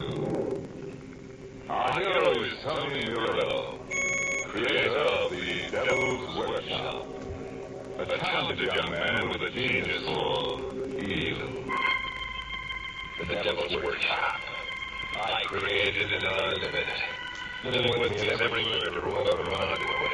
Axemen, Appalachian killers, Bloody Mary, and the devil himself. We live in all of us with one difference. I'm flesh and blood. I'm alright. They're wax. My hands.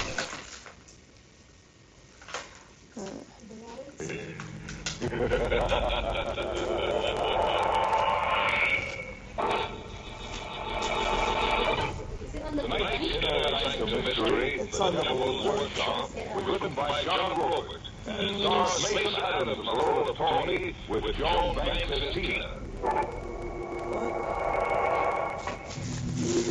Tonight's story was specially devised to get you used to the coming winter chill. Just try to shrug it off, I dare you. Our hero is Tony Murillo, creator of The Devil's Workshop. A talented young man with a genius for evil. Okay. The Devil's Workshop. I created an unlimited. Living with every murder who ever run into it. Axemen, Appalachian killers, Bloody Mary, and the devil himself. That and We live in travel. all of us with one difference only. I'm flesh and blood, and they're wax. My hands made. It's a good business. I can't keep up with the cash orders pouring in from wax museums all over the world. It's a good business, except that sometimes it gets in the way of your love. Your girl wanted to buy you something. Eventually that will happen. Maybe because I'm strange myself. And maybe because it's my name is Euro. Euro? See that figure standing alongside the refrigeration room? The chubby little bald fellow with the face of an angel. Hmm. He shot 9 men before a sheriff's posse got him. He was Caesar Muro. My old man. Sometimes Tina forgets that the blood runners make believe the lunatic faces of homicidal killers are only whack. Just bloody Mary to swing at you with her axe. No, not me. It was the devil. I could swear he moved just now. Look. What do you want me to see? The devil grinning, moving his lips. Look, Tony, I'm not crazy. Oh, you're not crazy. He's always grinning and moving his lips. Always. And moving around the room, always restless. Today's behind this killer, tomorrow that killer. Or watching Hickman the butcher. And always grinning and moving his lips like he was egging them on. You know what you're saying? Forget it.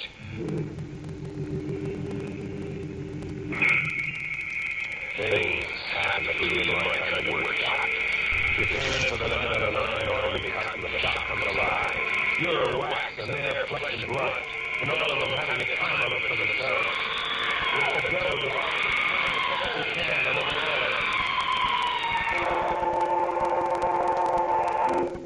wake up, and there he is behind someone else for the day. Or you wake up, and it's gone. The devil's over in the workshop. Until he just stops one at a time. Tina! Yes, What are you trying to pull? Paul, I don't understand. The devil's over in the workshop. Tell me what you say. You were here during the night and carried him off. Nobody else could have gotten in. Why should I steal your devil? I reported it to the police as theft to a Sergeant Tracy. Somebody stole your devil, you say. A wax devil. You got another kind? Hey, you were asleep when the door was locked? Yes. Any windows were locked? So leading to a fire escape, but they were bolted from the inside. Well, if the door and windows were locked, how do you figure the robbery would? I don't know. Could he have walked out? After the devil, I mean. I don't know.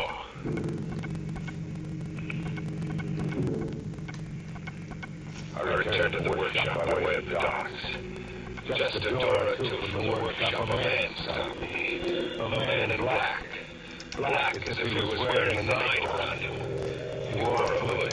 Just his eyes showed like small batteries of light. You're going to rob me? No. Commission you. Commission me? You turn him alone? Yes. Where's your workshop? 2 doors down. I came to you because of your genius with your hands. You want a figure? No. Just a face. A face for me. You see, I have no face. I mean, no adequate one. In the workshop, the eyes gleaming from holes in the hood. Turn on me. Sit down while I unmask. Sit down? It may be a shock.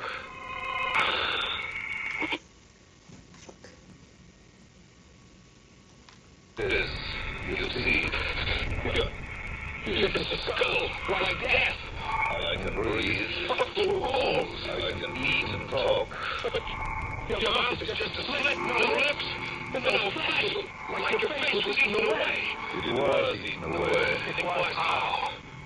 You really want to know? I can stand it. It was abandoned somewhere in the desert country. The bandit had a sense of the grotesque. He didn't like my face, he said. You want a face for me? Yes. But a wax face, what good? You're not How you doing in there, Valley? the only to comply. Up to the judge. You will rebuild my face. You will model a nose, lips, and a chin.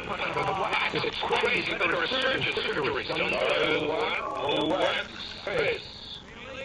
Temples firmly and beautifully those dummies. But handsome. I want it handsome. Fat as handsome as you. As me, yes. Make my face in your likeness. Well, why do you keep staring? You could be the wax devil.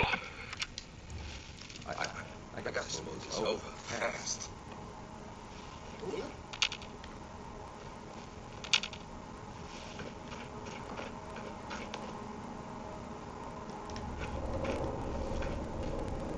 Nothing but nothing over here. I must be losing my mind. The hell?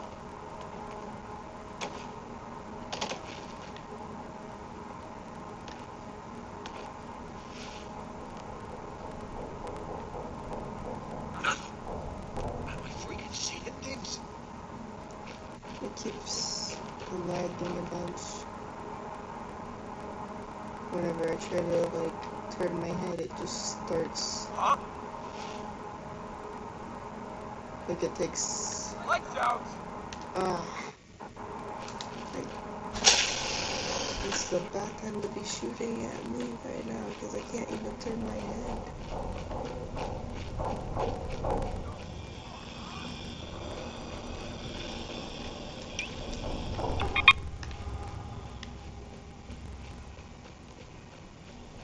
Why is it doing this?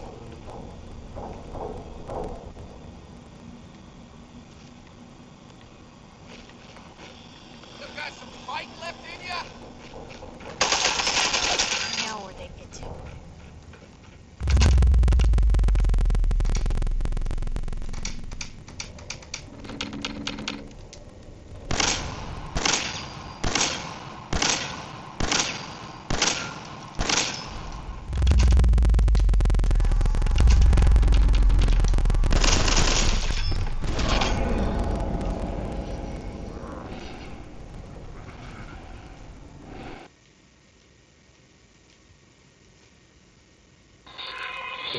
It may be a shock. I'm not pretty. Every day I see things that are pretty to see. Very well then. Look! Where's your face? All that there is, you see. You're just a skull, like death. I can breathe. But the rules, so I can eat and talk. Your mouth is just a slit from the lips. No flesh, like your face was eaten away. It was eaten away. It was how? You really want to know? I can't say it. It was abandoned somewhere in another country. Abandoned had a sense of the grotesque. You didn't like my face, he said. You want a face for me? Yes.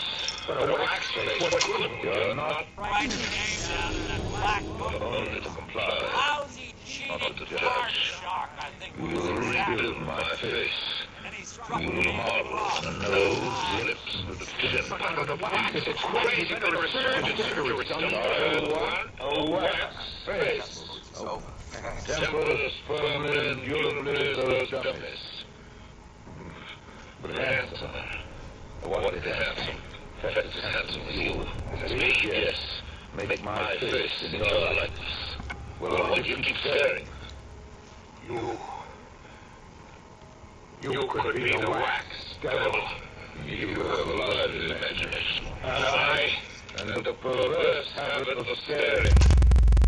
Now what's running through your imagination? What I just said. You could be the wax devil. I could be what? The wax devil disappears this morning. All right, touch me and satisfy yourself. Let's get this over with. You can work on my face.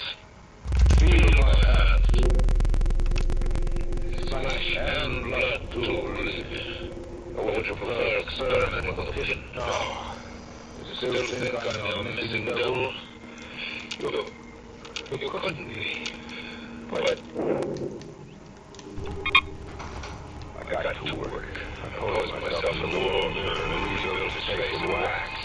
A fine, straight nose, and a strong chin like mine. I mixed colors of the wax to get a reddish glow to the cheeks. I made the face durable as much as my skill could. And when it was modeled into the worn mask, I kept them in the refrigerator room as long as I dared.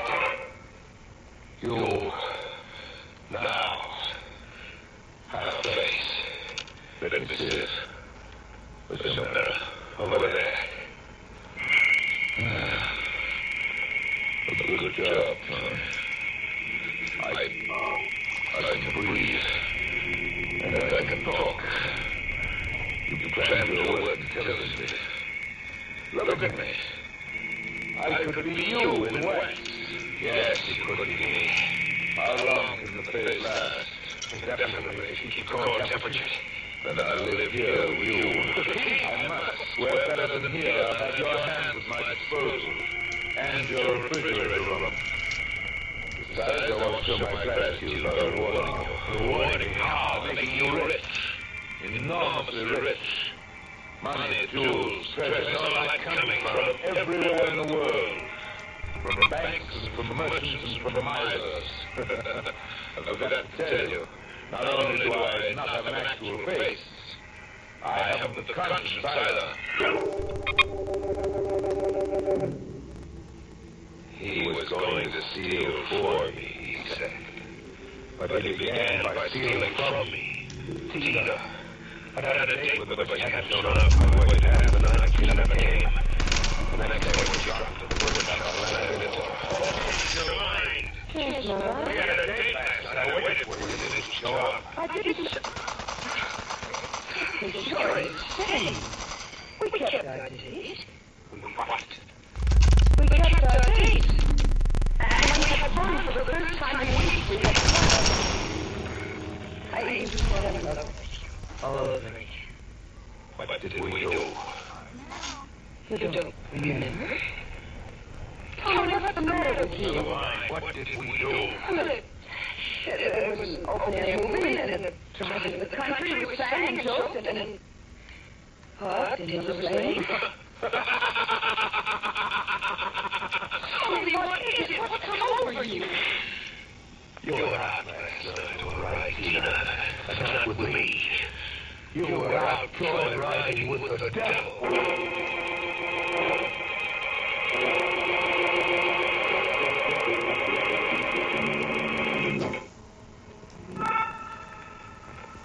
After that first date, the devil and Tina kept pounding together night after night. Dates every night. And Tina smiling like she just discovered herself. She was having the time of her life. Even when Tina found out he was a ringer for me, she preferred him.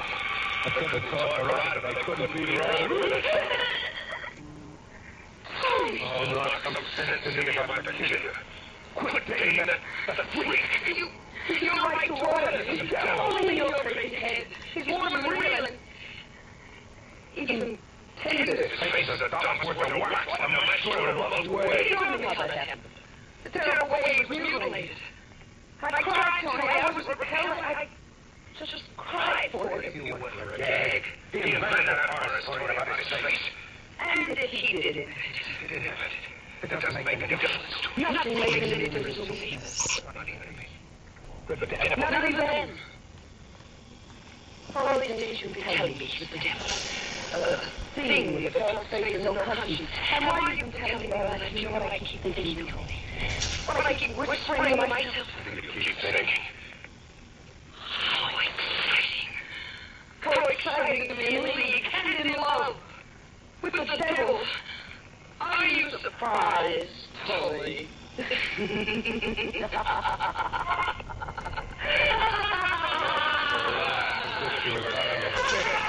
Moving away from the deeper into the workshop, losing herself in a crowd of wax figures, actresses, and crazy killers. I followed her with my eyes as hard as I could, and suddenly I saw her as someone else. It wasn't Tina anymore, but Mary. Bloody Mary. Tina, don't go! She's downstairs, gone running from me. I went back to the workshop, I had to hold myself. I was seeing things. unsettled, don't you? Yes, me. You handled Tina very clumsily. What were you, spy? I couldn't help overhearing you. I was there in your refrigerator room. You've got Tina in a crazy spell. It does me. Quite naturally. Quite naturally. It's not just the tortured resemblance you and I now bear to each other that draws Tina to me. It's far more than that. I'm more her kind. I don't understand you. She told you she found me exciting. Couldn't you guess why? It was just talk to drive me crazy. You get even for pushing her running. No, it was more than that. You see, you and I are superficially the same, and quite matched mentally. Neither of us can lay too much claim to sanity. But you have one attribute that I don't possess, and it's the lack of that attribute in me that attracts Tina. What haven't you got that attracts Tina? A conscience. You think I'm joking? I don't think you know Tina. On the contrary, you don't know her. You see her as simple and lovely and good. In fact, you want her like that. Possibly you will repress her, where I free her. Now I know you're the devil. Scheming to remake Tina in your image. Am I? Did you see her before? Did you see the curious transfiguration she underwent? When she dared free herself and laugh? Really laugh? Yes. She seemed to change right under my eyes. She seemed to change into what? An older face, wild and crazy and gloating. Like Bloody Mary waving her axe. Bloody Mary back there with the wax fingers. Like Bloody Mary. At night I crept along after them, the devil and Tina, as an observer, along the harbor front where ghosts of ships floated in the blackness, where a small park in the fancy East End, where tired men sit on benches and dream into the river. I watched them work as a king, Tina and the devil smoothly, every move coordinated as they were both powered by one instinct. The city got up to go, and then he screamed suddenly and the devil had his arms in a vice as Tina swung the axe. I'd been wrong about Tina. The devil was right. Her face looking down on the victim was the face of a man killer. The face of Bloody Mary. The devil promised to reward me by making me rich. He hadn't forgotten. For you, Tony. Small down payment on my gratitude for this face. A man's wedding band. The rich and little bit stealing. Only a watch, a few paltry dollars in this ring. Money goes to Tina. I will keep the watch. I don't want the ring, but you must take it. It brings the three of us closer and ensures two of us against notions you may entertain about the police. It also suggests another way that you will eventually become a problem to me. How will I become a problem? You took the wedding band reluctantly just now, but soon you'll become bolder, greedier. Soon you'll want more. Soon you'll demand Tina, too. You'll try to recapture her from me. I want no part of Tina. I do. Tina. Yes. I never want to lose you to Tony. I don't think you ever will. Will you marry me then, right away? No. Whatever you've done but not that, you can't marry the devil. But I can, Tony, I can. And I will.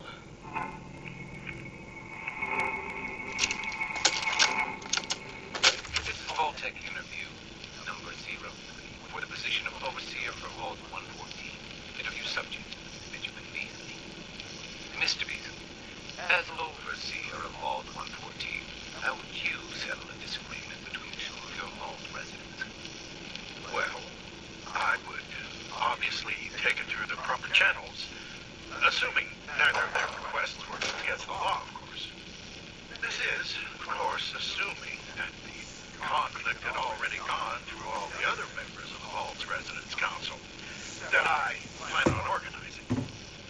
Vault Residence Council, you say? Yes, of course. People need government. of every red-blooded American patriot to serve them. Yes, I think we have everything we need. Thank you for your time. Oh, already? Well, I look forward to hearing from you soon. Yes, I'm sure you will. Please make sure to fill out your non-disclosure agreement on your way out. What's one idea? One idea. The devil could have Tina, but he couldn't wear my face. Thought about that, the idea grew. His power over me was my face.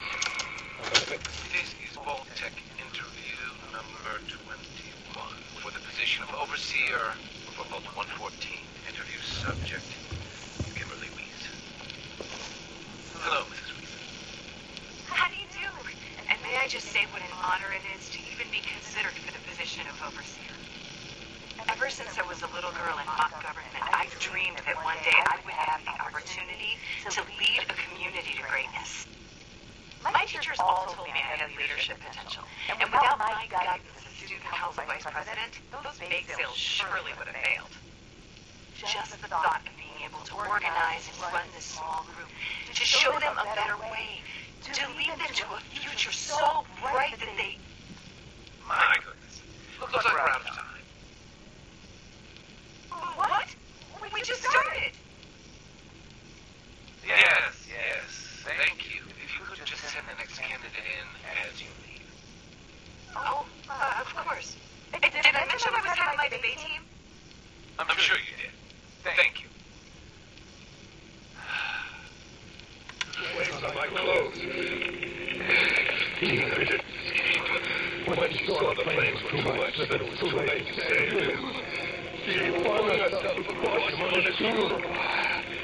The last thing in my ears was the cannon began to fall. 1, 2, 3.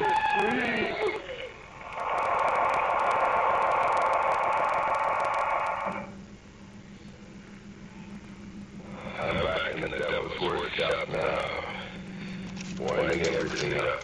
Make it. This is Vault-Tec interview number 87 for the position of overseer for Vault 114. The candidate has refused to give his real name and has only provided the name Mr. Kinharry. That's right. I ain't telling you nothing. My name is the name I call myself, not the rank and number the government branch on me. No, sir. Fascinating, Mr. Zubkin. Would you mind telling me why you're distrustful of the government? I've seen what they do.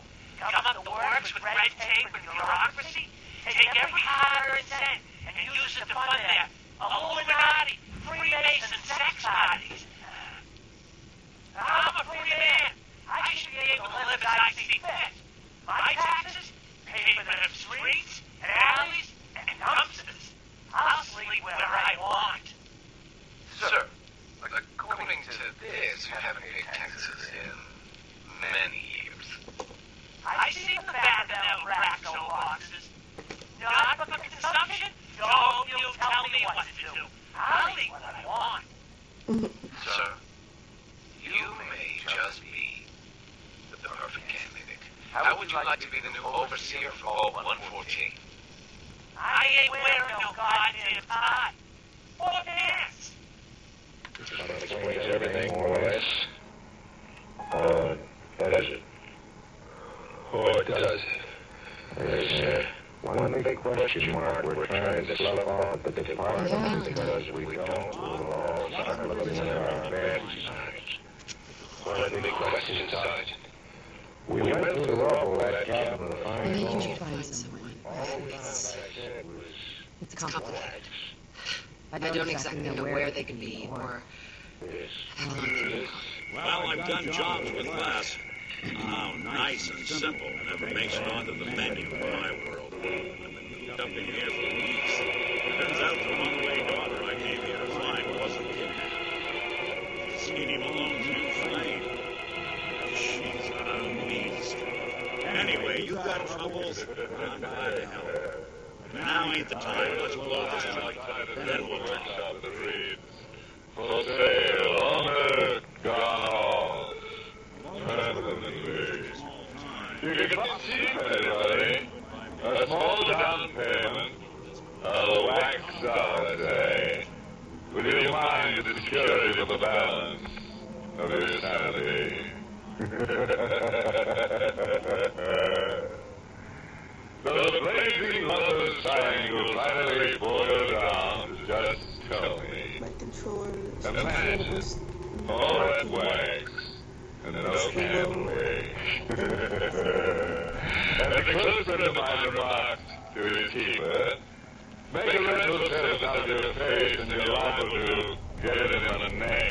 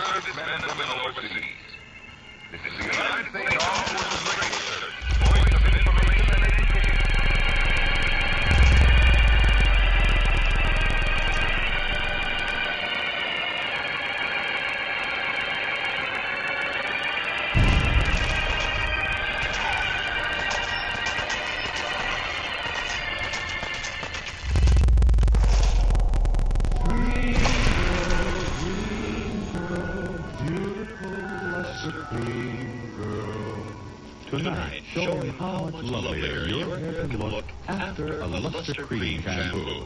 Only Luster Cream brings you Cajun's magic formula blend of secret ingredients plus gentle lanolin.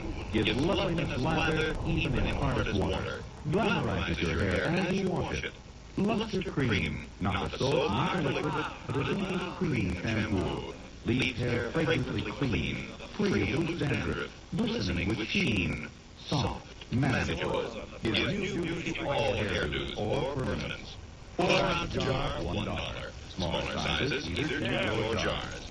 Tonight, try Luster Cream shampoo and be a dream girl, beautiful Luster Cream girl. You owe your crowning glory due. A Luster Cream shampoo.